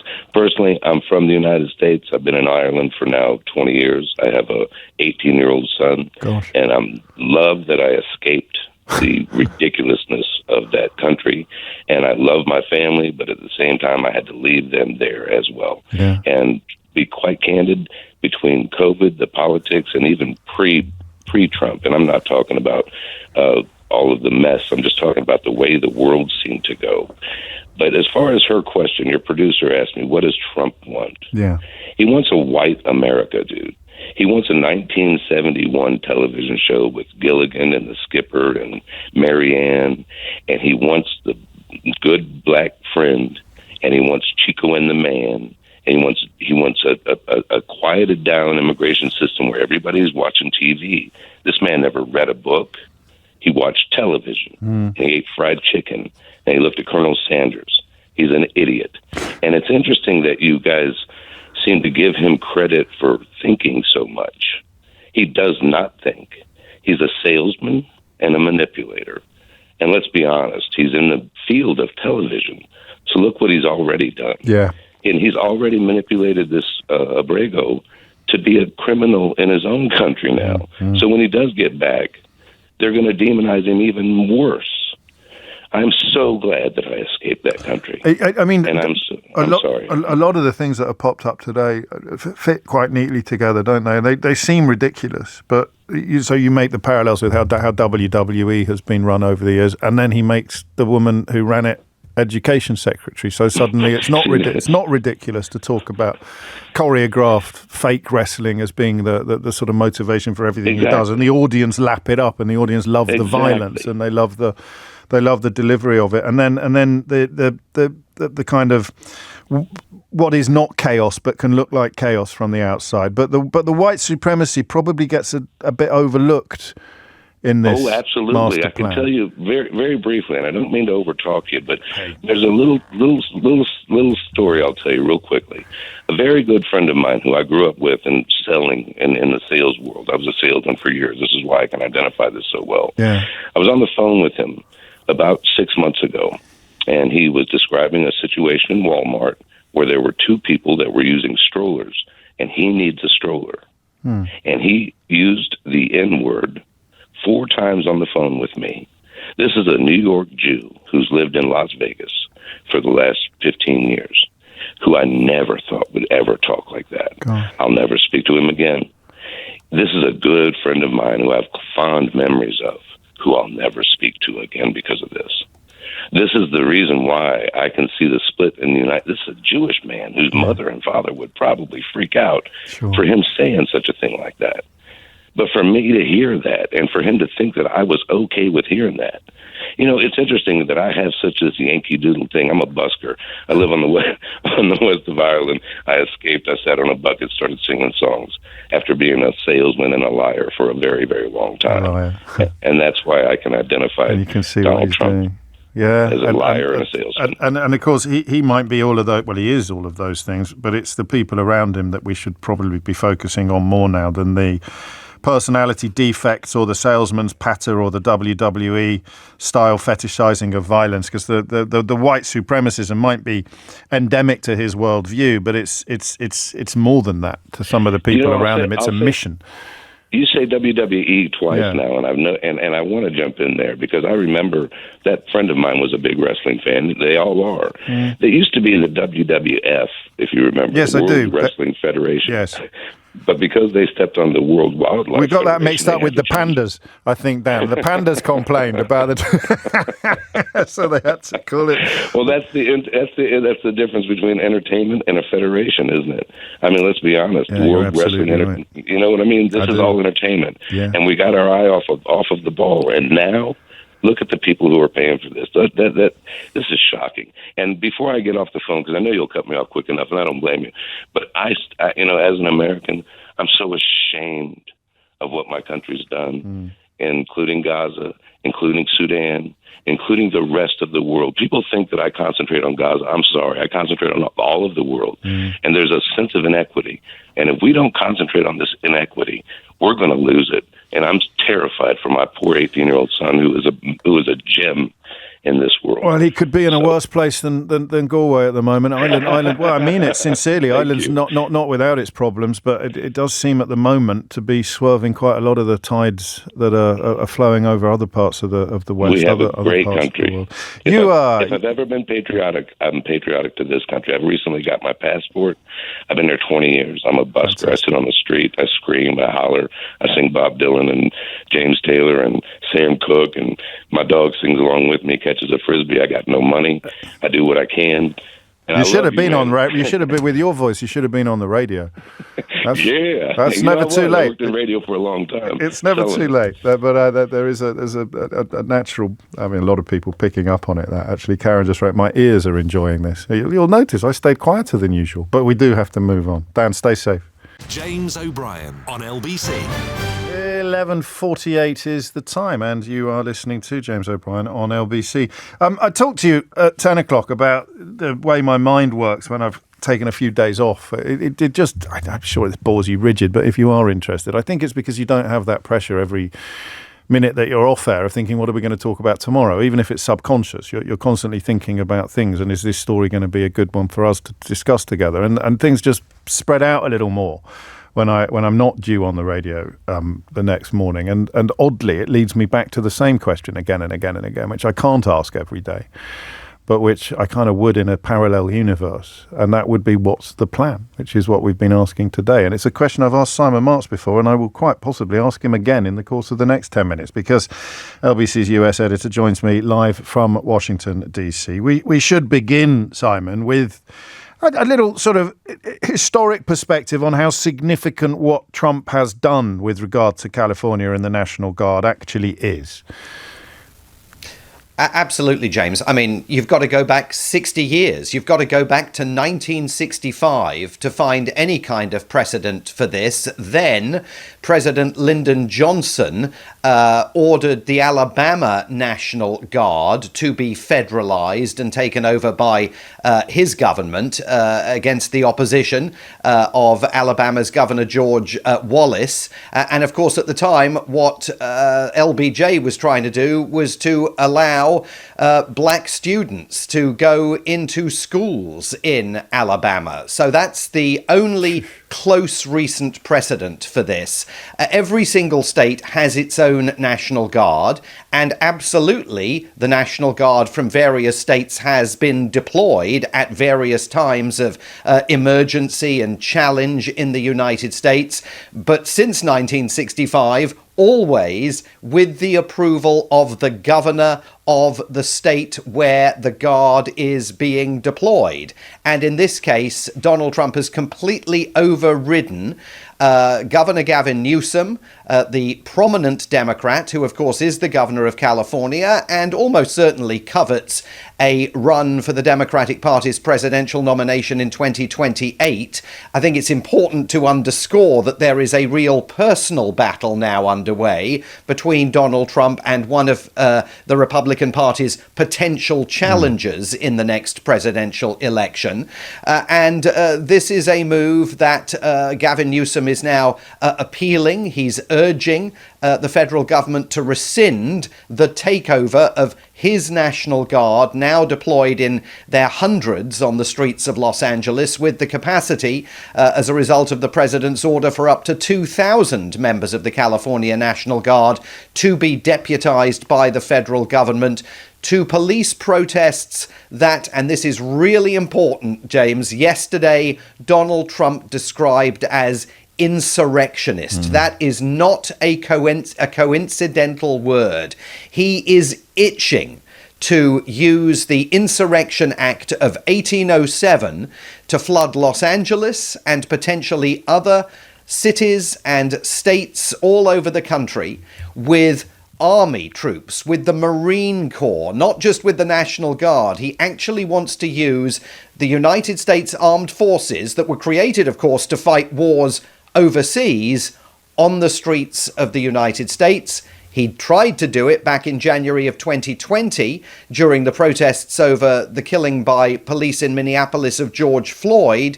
He was stopped by his then chairman of the Joint Chiefs of Staff, Mark Milley, and his then Defense Secretary, Mark Esper, who stood up to Donald Trump and said, no, that's not what the army's for. That, if we get to the stage where he invokes the Insurrection Act, is not going to happen this time around. I mean, the big question is why? Why does he want to do that? Why would he want to flood the streets with military personnel more used to activity in the Middle East, or more used to activity, as you say, on foreign soil?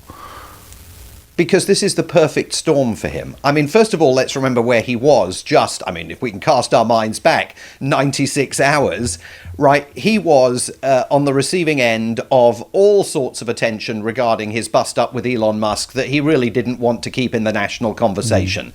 So suddenly we learnt here on Saturday that he was going to travel to Camp David on Sunday, surround himself with senior figures in his own government and military advisors and military leaders. That was the first indication that there was a big distraction coming and a big page turn coming.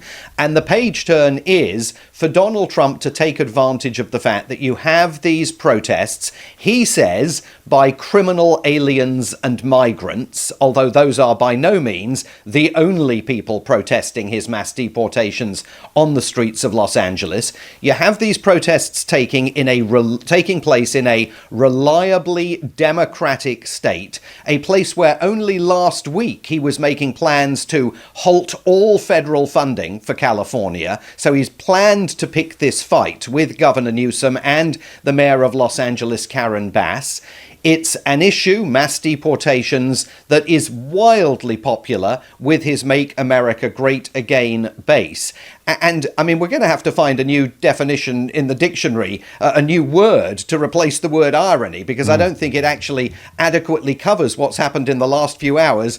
Donald Trump has taken to his own social media feed to say, arrest the people in face masks now. This is a president who has unleashed on the streets of cities all over this country federal agents masked, refusing to divulge even which agency they work for, who have swept people that they say are illegal immigrants off the streets. We've all seen dramatic videos of that taking place in towns and cities nationwide, and then denied those alleged illegal immigrants the due legal process that the law requires them to be given before, in the case of hundreds of them, they're stuck on planes and flown out of the country, most infamously, of course, to that terrorist detention camp in El Salvador. He is now the man saying, arrest the people in face masks now. The people on the streets are furious, in part because his agents, when they take to the streets and seize people off those streets, are all masked, refuse to divulge their identities, and in some cases, onlookers who have watched what has been taking place have suspected that kidnapping was actually occurring and have challenged federal law enforcement agents, clearly from the Immigration and Customs Enforcement Division of his government and or from the Border Patrol, to unmask themselves and reveal who they are, and they all refuse to do it. Yeah, you're right. And irony doesn't cover it, does it? It feels like an inadequate description of what you're describing. Final question. And you mentioned the base and their ravenous appetite for these scenes of violence, which, could probably be loosely described as choreographed or at least escalated by Donald Trump. Is there any limit to that? The fracture has to come, doesn't it, between people who hate what they're seeing and people who love it? What's that fracture going to look like? Well, I'm afraid that we have to let this situation play out. Yes. And the great fear, of course, is that he does flood the zone with troops. I mean, again, last night on social media, looking really bad in LA, he wrote, "Bring in the troops," in all capitals. He is itching for this fight. And clearly, there were protesters last night on the streets of Los Angeles who were engaged in acts of violence against law enforcement, in direct contravention of the pleas of Governor Newsom and Mayor Bass, who urged people not to take the bait from Donald Trump. Some of them have taken the bait. Donald Trump covets a showdown, and in a febrile tinderbox atmosphere like the one that already exists in Los Angeles, protests spread last night to San Francisco. We may see this accelerating across the country. Certainly in the last few weeks, protesters have become increasingly emboldened as they have sought to confront ICE agents as they go about the process of seizing people off the streets to enforce Donald Trump's mass deportation policies. That's a really dangerous cocktail. And the man in charge in the White House, unconstrained by any of his top officials, because they're all yes men, they're all and women, they're all going to give him exactly what he wants, has the capacity here to accelerate this situation. Gavin Newsom was arguing to inflame it. Clearly that creates a very combustible atmosphere here. So we have to see how far he's willing to go. Are we going to see violence on the streets where the army is used to use perhaps lethal rounds against protesters on American streets? And how much rope will the Make America Great Again faithful give him? A brief word, if you would, Simon, on Terry Moran over at ABC News and what that tells us about the state of play in our profession. Well, look, I'm a great admirer of Terry Moran. I think that this is a terribly sad twist for his career. He has been, for a very long time, one of the most erudite and responsible television journalists in this city and indeed in this country. I think he made a mistake. I think that it is unfortunate that he said what he said on Twitter, on X rather. But what is completely inappropriate in Terry Moran's situation is for the White House to be contacting his employer, ABC News, and putting pressure on them to hold Terry Moran accountable. They were already engaged in the process of accountability. They would have suspended him anyway because of what he wrote. I mean, you can argue about the general sentiments that he was expressing about White House Deputy Chief of Staff Stephen Miller. Many people in this country would agree with what Terry Moran said. His own uncle has gone further on the record. His own uncle agrees with what Terry Moran has said. I mean, I think the difficulty with what Terry Moran wrote was where he said, you can just see it. Yeah.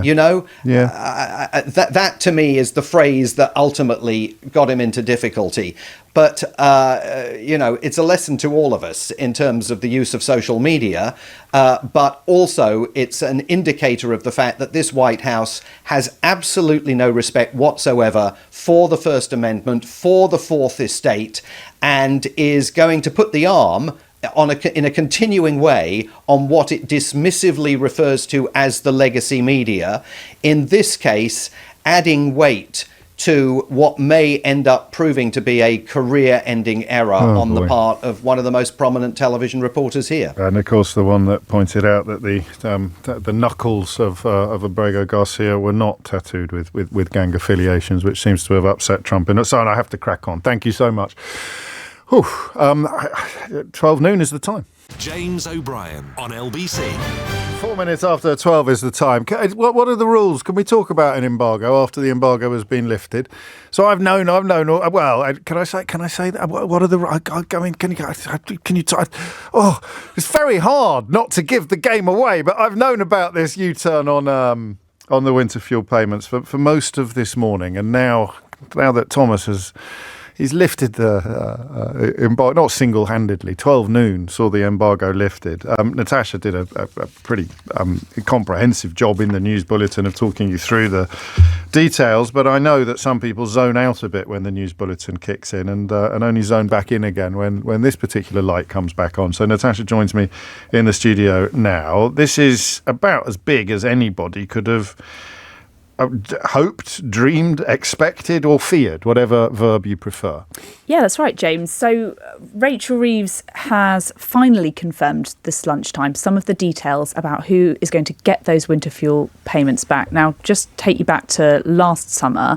This is her announcing those plans to MPs in the House of Commons last year, where she said she was going to cut payments to those winter fuel for the winter fuel allowance. But today I am making the difficult decision that those not in receipt of pension credit or certain other means-tested benefits will no longer receive the winter fuel payment from this year onwards. The government will continue to provide winter fuel payments worth £200 to households receiving pension credit.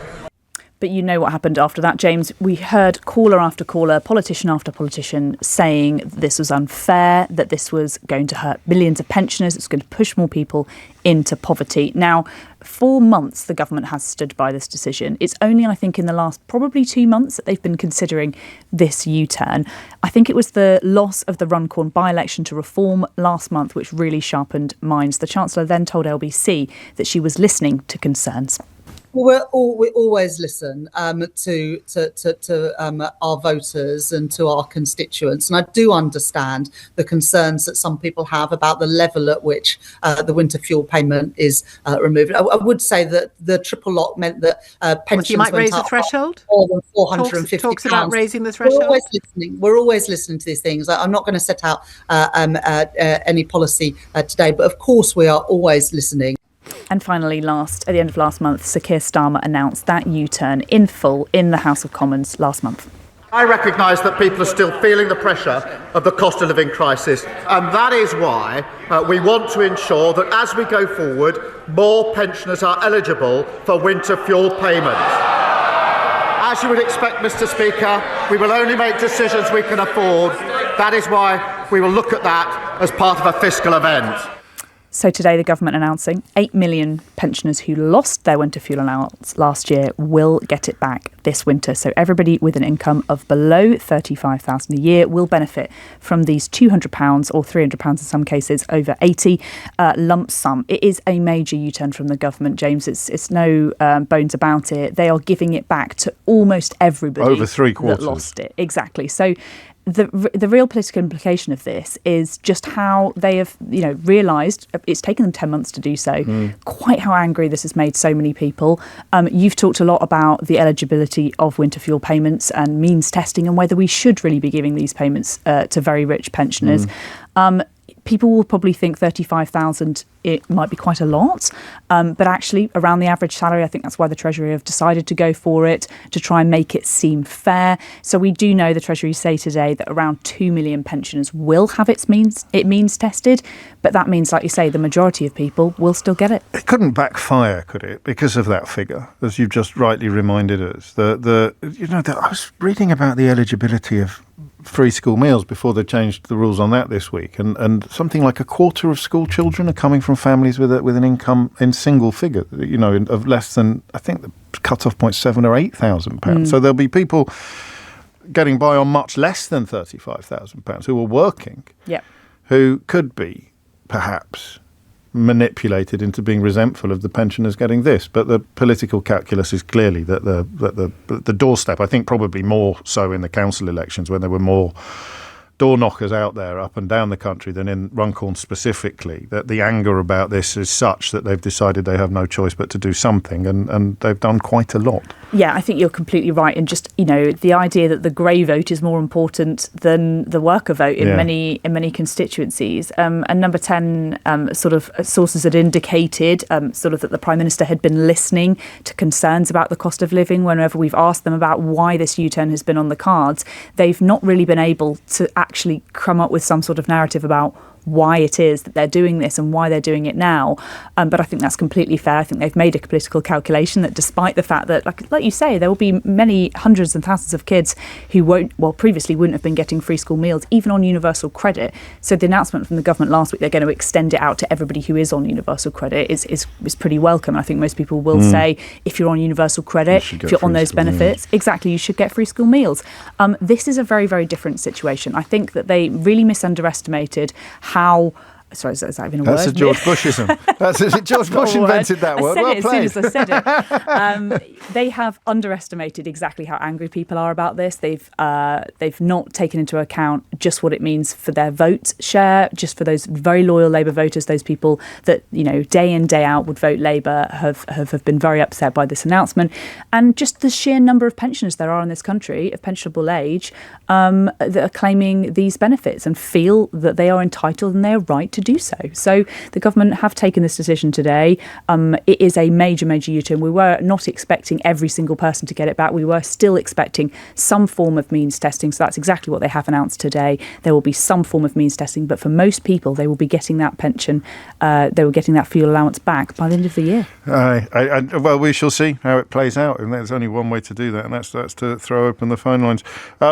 Big relief for a lot of Labour MPs, though. Yeah. I mean, they wouldn't have wanted to defend this, particularly next year's council elections, long before any general election appears on the horizon. But it's an open goal for opposition parties. But doesn't it make them look silly after they've defended it for a year to then come and U-turn it? Is a U-turn a sign of strength or a weakness? Who has defended it passionately? I mean, every single government minister has been wheeled out to passionately defend this policy for the last 10 months. So they are all going to have their words thrown back in the face come the next election. I just say we listened. Yeah, sure. Why didn't you listen? Well, we were telling you. We listened and we decided to change. But again, I don't think there's a potential narrative about exactly why they've done this. I think they've only done this when they've been forced to do so because of they underestimated or indeed misunderestimated the sheer unpopularity of it. Because it's a bit AI, isn't it? On paper, it shouldn't have been that unpopular because the numbers were relatively small. The really badly affected people were relatively negligible. There were various safety nets in place that in many cases hadn't been deployed. So if you're running it through an algorithm of logic, it would come out and say, yeah, this is going to cause a little bit of upset, but not enough not to do it. But then, of course, through the lens of emotion, it's your gran being mugged. Yeah, I just don't think that, the entire time I've been covering political news, I just don't think that taking away any sort of benefits from pensioners is something that's palatable. I remember the 2017 election when they said they were going to look at what critics called dubbed the dementia tax because they looked to try and rebalance social care. Every single time there is a decision from any government to try to look at whether pensioners, and obviously in years gone by, under Gordon Brown, there was a lot of pensioner poverty, and they the government rightly did a lot of moves to try and reverse that. I think now it's just something you can't touch. I think as a politician, you can't touch pensioner benefits. You can't touch anybody over the age of 65, things that they get, taking them away. I genuinely think that it's seen as too politically unpopular to even touch it. What about removing the state pension from anybody whose income is of £35,000 a year or above? Wow, that is something that I think I know what you're slightly alluding to, I think, here. You're slightly alluding to Kemi Badenoch's sort of comments about the state pension. No, I tend not to notice Kemi Badenoch's comments about anything unless you're here. Well, she got into a huge muddle when she sort of suggested that we should be looking at means testing more things, and then she talked about the pension. This is a means test, so it's opened, the door is now ajar. Exactly, and I think, look, the government need to start means testing more things. We just don't have the money to throw around at everything. The problem is that this only saves them, it would have only saved them £1.4 billion a year, a total drop in the ocean. and they're now reinstating this. It's going to cost them £1.2 billion to reinstate it. They're not going to save any money, a couple of £100 million for a year of terrible headlines from the Labour Party and a lot of anger. I mean, let's find out what people think. I don't know that I'm going to have a particularly torturous monologue to share on this. Natasha's given you all of the dots, and indeed she's joined them as well. So the figures are pretty clear. £35,000 a year is the cut-off point. That's for an individual. That's for every person over the state pension age in England and Wales with an income of or below £35,000 a year will get the winter fuel allowance. Everybody else won't. But, and this is a mark of how wealth is distributed in this country, that's over 3/4 of pensioners in England and Wales now set to receive the payment. Some of them would not have lost it in the first place, but when the numbers are in, no lower or middle income pensioners will miss out. Dave and Andy have been in touch early doors. I'm resigning from the Labour Party with immediate effect, writes Andy. I'll tell you why after the break. And Dave says, as a Labour Party member, I'm furious at this. £35,000 after tax. It's not after tax, mate. So I can clear that one up immediately. To people who own their own home in favour of working families paying £2,000 a month in rent who will never get near owning their own home. So it's not going to go down necessarily very well with absolutely everybody. But as Natasha said, I suspect the calculations are correct and it's going to be more popular than unpopular. But we'll find out what you think after this. James O'Brien on LBC. It is 12:16 and it is a classic political phone-in. The government have done something and now they've undone it, and it was very unpopular when they did it. Will it therefore be very popular when they undid it? Doesn't always work like that. Well, in fact, I'm not sure it ever works like that. But while we're on the subject, do you know what a Henry is? Have you come across a Henry? Not Henry Riley, our tireless reporter, and no, not the vacuum cleaner either, Keith. I'm not going to be able to find it now. There was an article in I think it was in the Telegraph, about a new demographic of people who earn £100,000 and don't feel that they are doing... No, it was in the Times. I tell a lie. Here you go. I found it. God, I'd never stop. I'm tireless in my search for things that you may find engaging. High earner, not rich yet, is a Henry. And it is someone who's on a six-figure salary, so let's say £100,000 a year, and somehow struggling. And you will often find in newspapers like the Telegraph and the Times articles about how hard it is to get by on that sort of money. Jeremy Hunt got himself into a little bit of bother during the last general election campaign when he described his constituents in that sort of category. Is that, you may find this hard to believe, but if you're on £100,000 a year and you live in Esher, I think it was Esher, then it's not necessarily all plain sailing, or you do have struggles. I'm not going to paint a target on my back by saying I agree, but I will merely remind you of Mr. Micawber and his timeless advice that happiness is the result of living just within your means and misery is the result of living just without your means. And for Mr. Micawber's principle to work, it doesn't really matter what your means are. So if you're on £100,000 a year but you're spending £110,000 a year, result misery. If you're on £100,000 a year and you're spending £99,000 a year, result happiness. And it is not impossible for most people to conceive of circumstances in which they could comfortably spend that much money on an annual basis. But anyway, that's a Henry. And that posits £100,000 as the figure. The U-turn that the government have undertaken on the winter fuel allowance posits £35,000, more or less the national average wage before tax. £35,000 being the threshold above which you will no longer receive the winter fuel allowance. So there are two phone-ins here, really. A lot of you bringing up your drug references from the 1980s when I asked what a Henry was. I have no idea what you're talking about. What on earth? A Henry VIII? What does that mean? But anyway, I can see two phone-ins here. One is about the threshold. And one is about the politics, the optics, the calculation, the calculus, whatever you want to call it.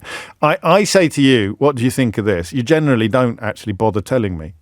That's why my introductions are so long in the morning. If I want really good quality calls, then I have to do some hard work myself in the first sort of 10, 15 minutes of the programme. I'll just say, what do you think about this? Then, with the greatest of respect to people who ring in to radio stations with absolutely nothing to say, I'll get lots of calls from people with absolutely nothing to say. I'm thinking that today might be different. So let's consider the elements that are in play here. There's the personal and then there's the political. The personal is, this is actually a huge relief to me because I'm well under the threshold, but was just above the last cut-off point. And I have been very worried about the imminent or the withdrawal of my winter fuel payment. That's going to be quite a small constituency. The one that I think I'm most interested in, the people who honestly moved. Okay, people for whom this became a really pertinent political moment, a really pertinent policy. I wasn't one of them.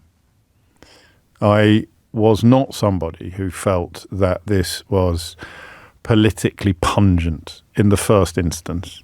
I even had a theory that it was deliberately designed to soften up the population for other policies, so that, and I still think this was probably the calculation, so that they could turn around and say, well, look, the pensioners have done their bit in fixing the mess left by the Tories, therefore you have to as well. And so they moved on to people with children at private school, and they moved on to farmers. And I think somewhere in Labour Party headquarters, the thinking was probably, well, they can't start complaining, really. If pensioners have done their bit, then how can the parents of children at private school, or indeed farmers with massive seven-figure estates, possibly complain about having to do their bit as well?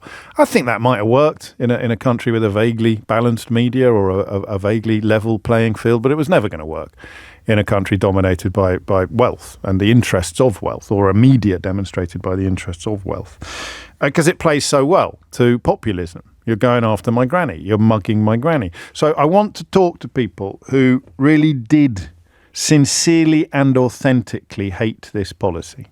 Okay? What do you think now? Is it going to move the pendulum of your politics? So it moved it when it was introduced. So here is your pendulum, okay, dangling in front of us. Here is your pendulum. They bring in the winter fuel payment removal, and your pendulum swings away from Labour. I don't know where it swings towards. All I know is that it swings away from Labour, from Keir Starmer's government, okay? And now they have undone the withdrawal. I don't know if your pendulum swings back, because you might think, well, this is weak, or you might think, well, this is silly, or you might think, well, I still don't like them for reasons. I don't know how much political heft this is going to deliver. I suspect in the long term quite a lot. If you're on a doorstep, if you're canvassing at the next general election, this bomb has now been completely diffused.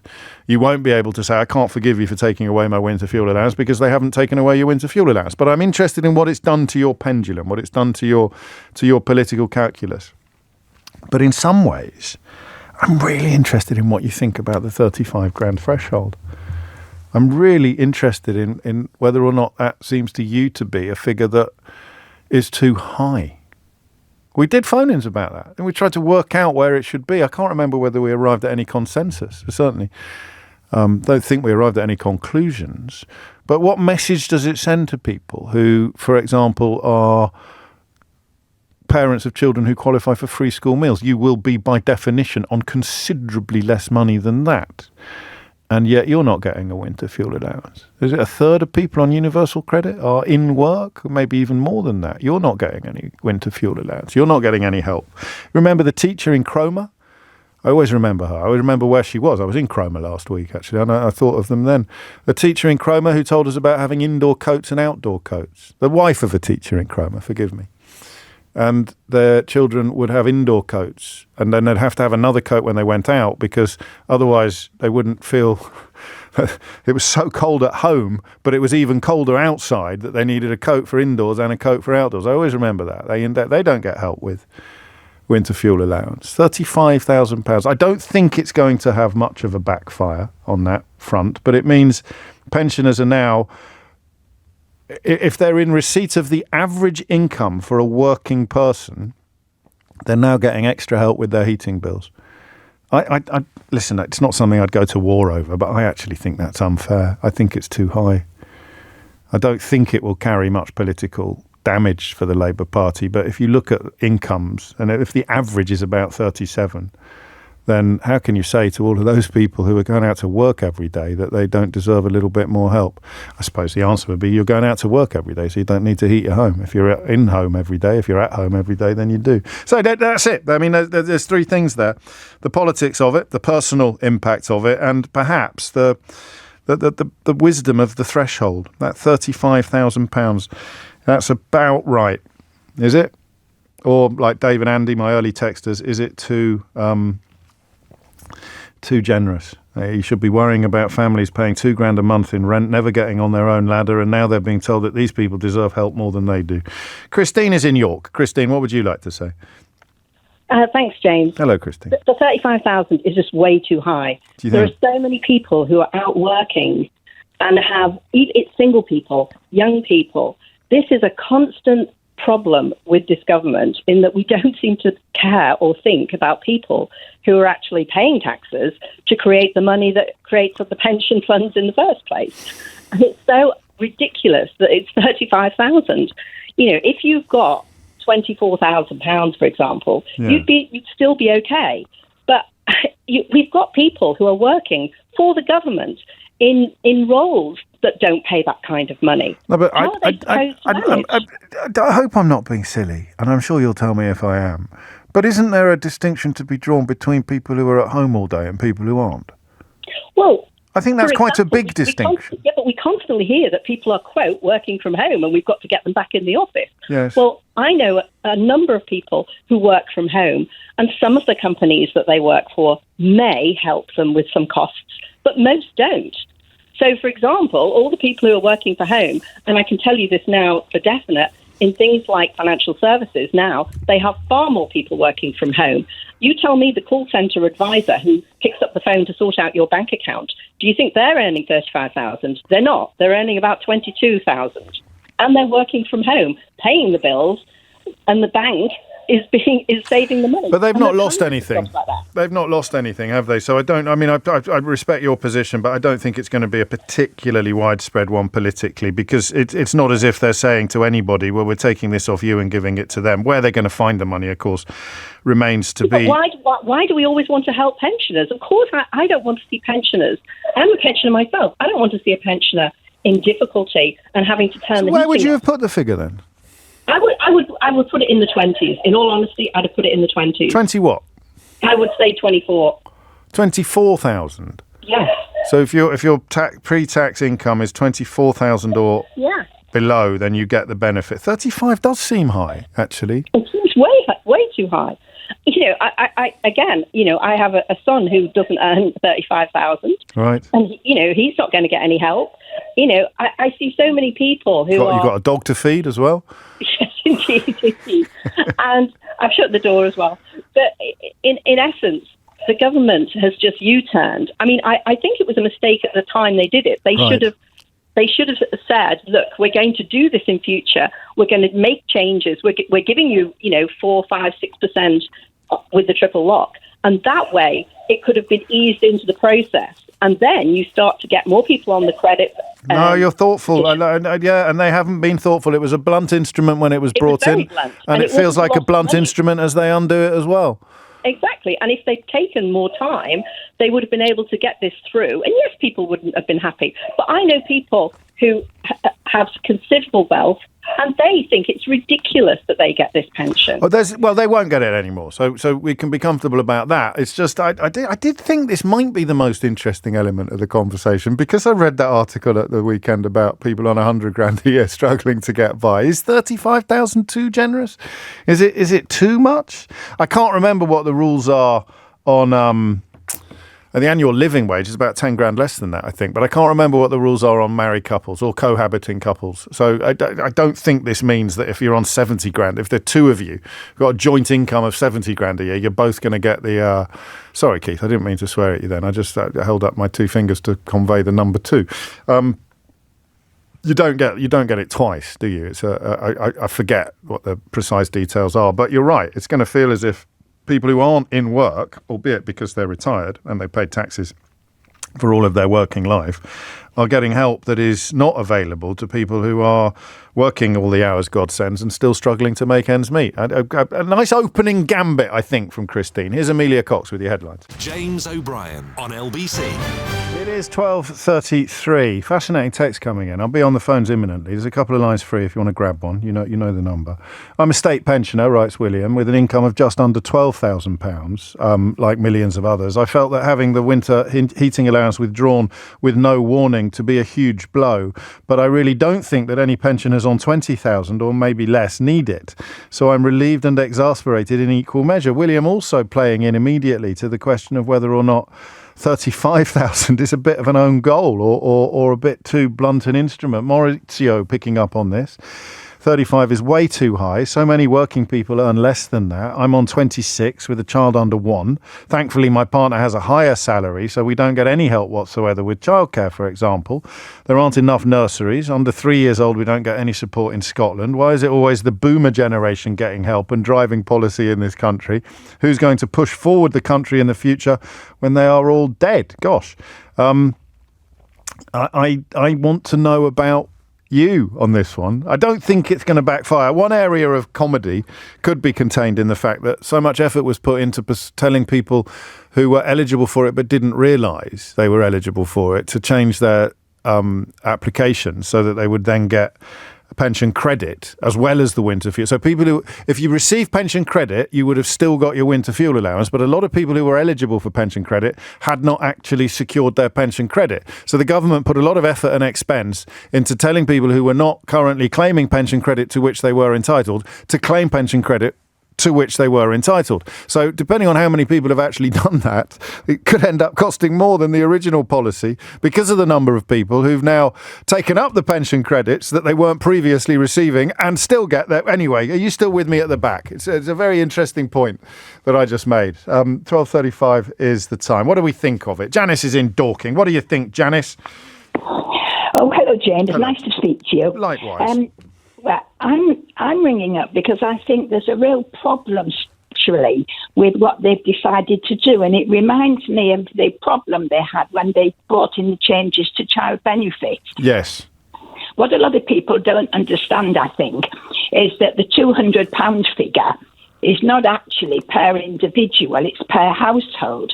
So a single person gets £200, or did do under the old system, and a couple under 80 get £200, but they get £100 each. So what will happen under this new system, it seems to me, is you could have a couple where one is getting, say, a very generous pension of 60 or 70,000, and they won't get their £100, but their partner, who might be on 34,000, would get their £100. But that would have been true before. Oh no, because everyone got it before. Everyone got it. Well, then it still saves a lot of money, doesn't it? Even if there's an anomaly in place that as you describe it.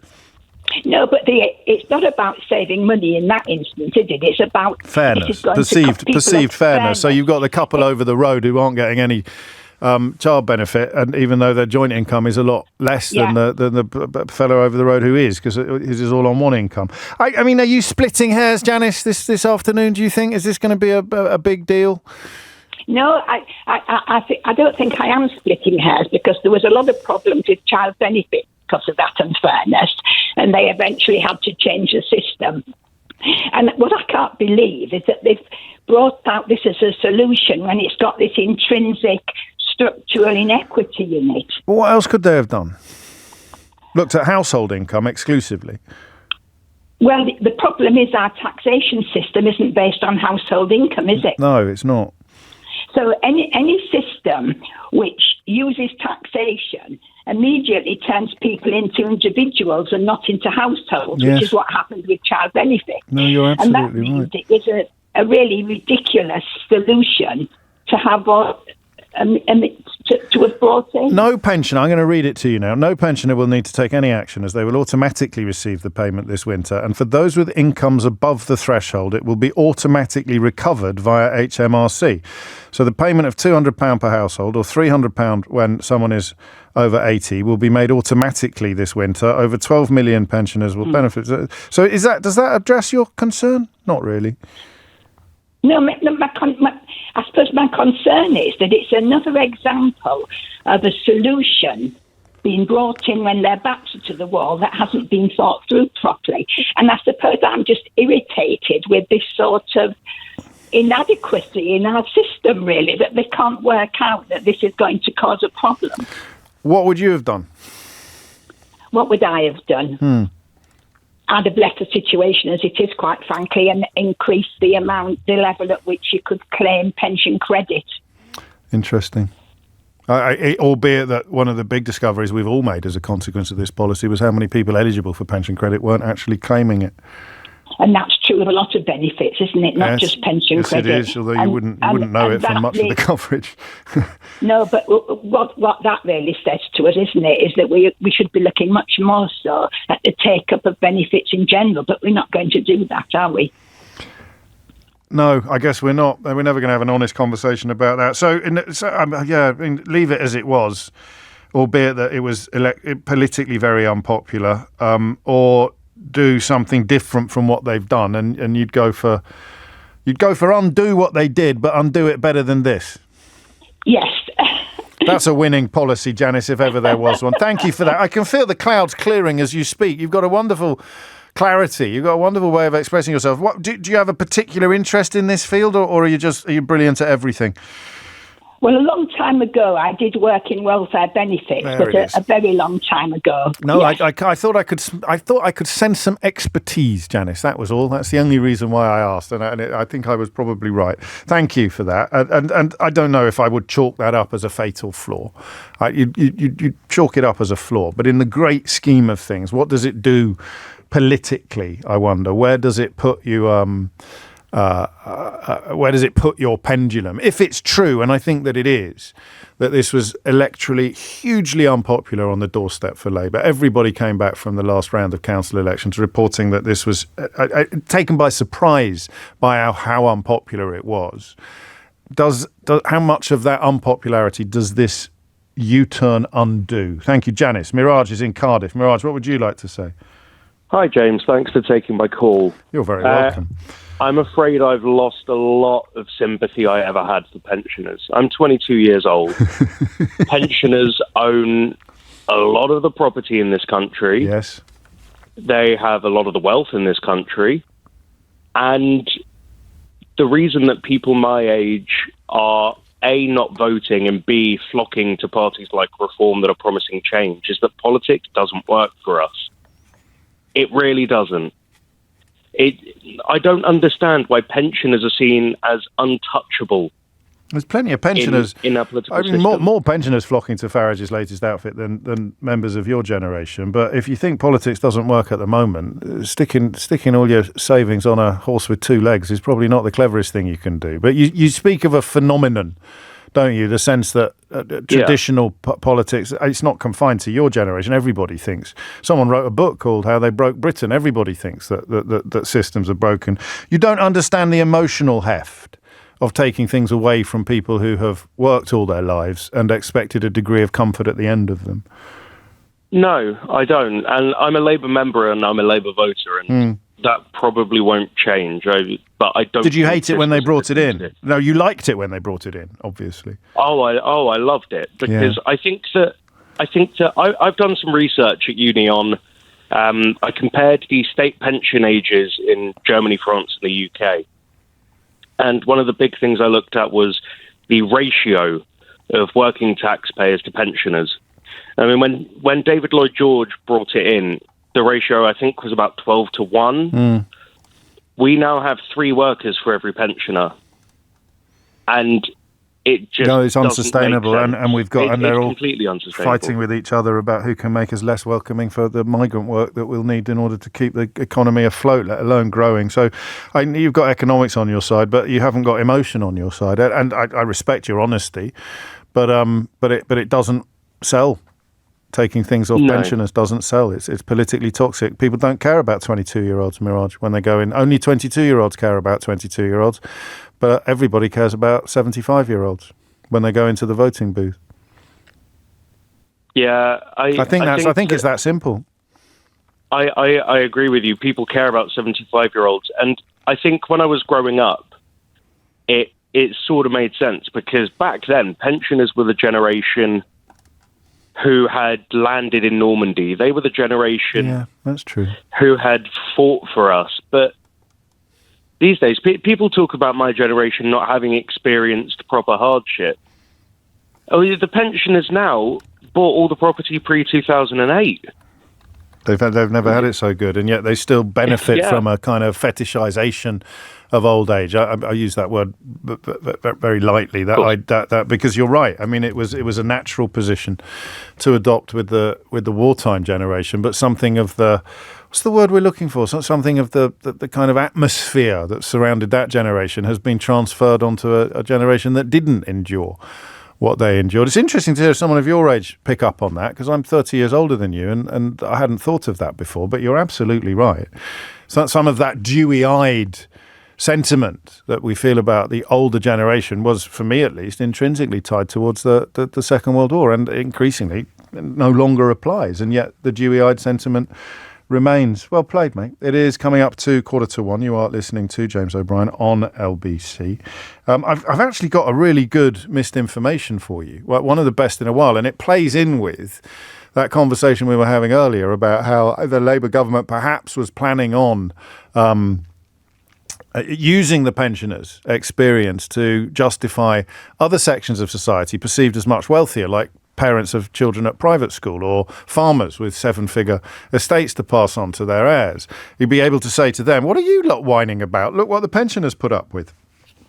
But that was a little bit rose-tinted of me. There's a story today about children at private school, which, well, let's just say that misinformation could have been invented for this story, which is being punted by all the usual suspects, and is, as you would probably expect if you looked at the headline, built upon an absolute pyramid of piffle.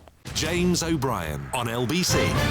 48 is the time. So I've had a few days off, as you may have noticed. I hope you noticed. It'd be a bit embarrassing for everybody, especially Lewis Goodall, if you didn't notice that I'd had a few days off. But I saw a headline in the Times today. Apology over private schoolboy 8 rejected by NHS. And I thought, oh, that's a bit interesting. I'll read that. And what the apology was actually for was, and I quote, if the wording of our correspondence has caused upset. And it rang a little bell, because I stumbled on Blue Sky across a splendid account run by a woman called Emma Monk, a researcher, writer and scientist who does a Substack called Monk Debunks, which is, well, pretty much the civilian version, if I can use that dreadful word. It's the civilian version of missed information. Because, thank you, Emily, because what Emma does is pick over, in this case, a Daily Mail headline and explain what the actual reality is. And this is a story, Emma, who joins me now, about a boy aged 8 being turned away by the NHS because he is a private school pupil. Tell me more. Hi, thank you for having me on. Someone tagged me over on X when they saw that headline and went, that doesn't sound likely. Emma, can you look into this? So I thought I would, and I did. So the headline was that an 8-year-old boy who went to private school was being denied healthcare for going to private school, and the rest of the headline referred to this as class war, discrimination, etc. So you get to work, and the first thing you discover is that it's occupational health therapy, not health care. The idea that he wouldn't be able to get, a vaccine or medicine for a serious condition is one of the first things to disappear. And you then establish why that has been the case since, well, about 10 years ago. Mm-hmm. So it's occupational therapy as opposed to occupational health therapy, which an occupational therapist messaged me and said the Daily Mail got that wrong too. Oh, wow. Okay. This is going well for the Daily Mail. So go on, back to 2014. What happened in 2014 that is rather relevant to any honest journalism around this issue? The SEN Code of Practice in 2014 basically meant that these services were specifically for state school and special independent schools, but independent private schools that weren't classed as specialist ones, yes, would be exempt. But I saw at least 3 different Tory MPs labelling this as quasi-Marxist class war and unfair discrimination in the Daily Mail article. And yet, if my calculations are correct, they'd have been in power when this policy was introduced. Indeed. And the whole thrust of the article was that this was some sort of, Labour attack, vile class discrimination, etc., etc. And this has been in place since 2014, and no one referred to it back then as being... Surely Neil O'Brien, the Shadow Schools Minister, who tweeted that this is totally unfair, would have been aware that the totally unfair thing he's describing as totally unfair was brought in a totally unfair way by a Conservative government. I mean, you'd think so. And if he wasn't aware, Emma, the Daily Mail would surely have told him before they quoted him as or quoted any other Tory MPs in the article. Exactly. I would say I don't know why the Daily Mail didn't check that, but I think we probably all know the answer to that. And neither did they point out to the mother, for whom one can have some sympathy because her son's case is in limbo. Neither did they bother to point out to the mother that this was indeed introduced by the Tories. Absolutely. And, I completely understand why the mother wouldn't have known, when she out of the blue felt that, I can understand why she felt that she might be being discriminated against because they asked about the school.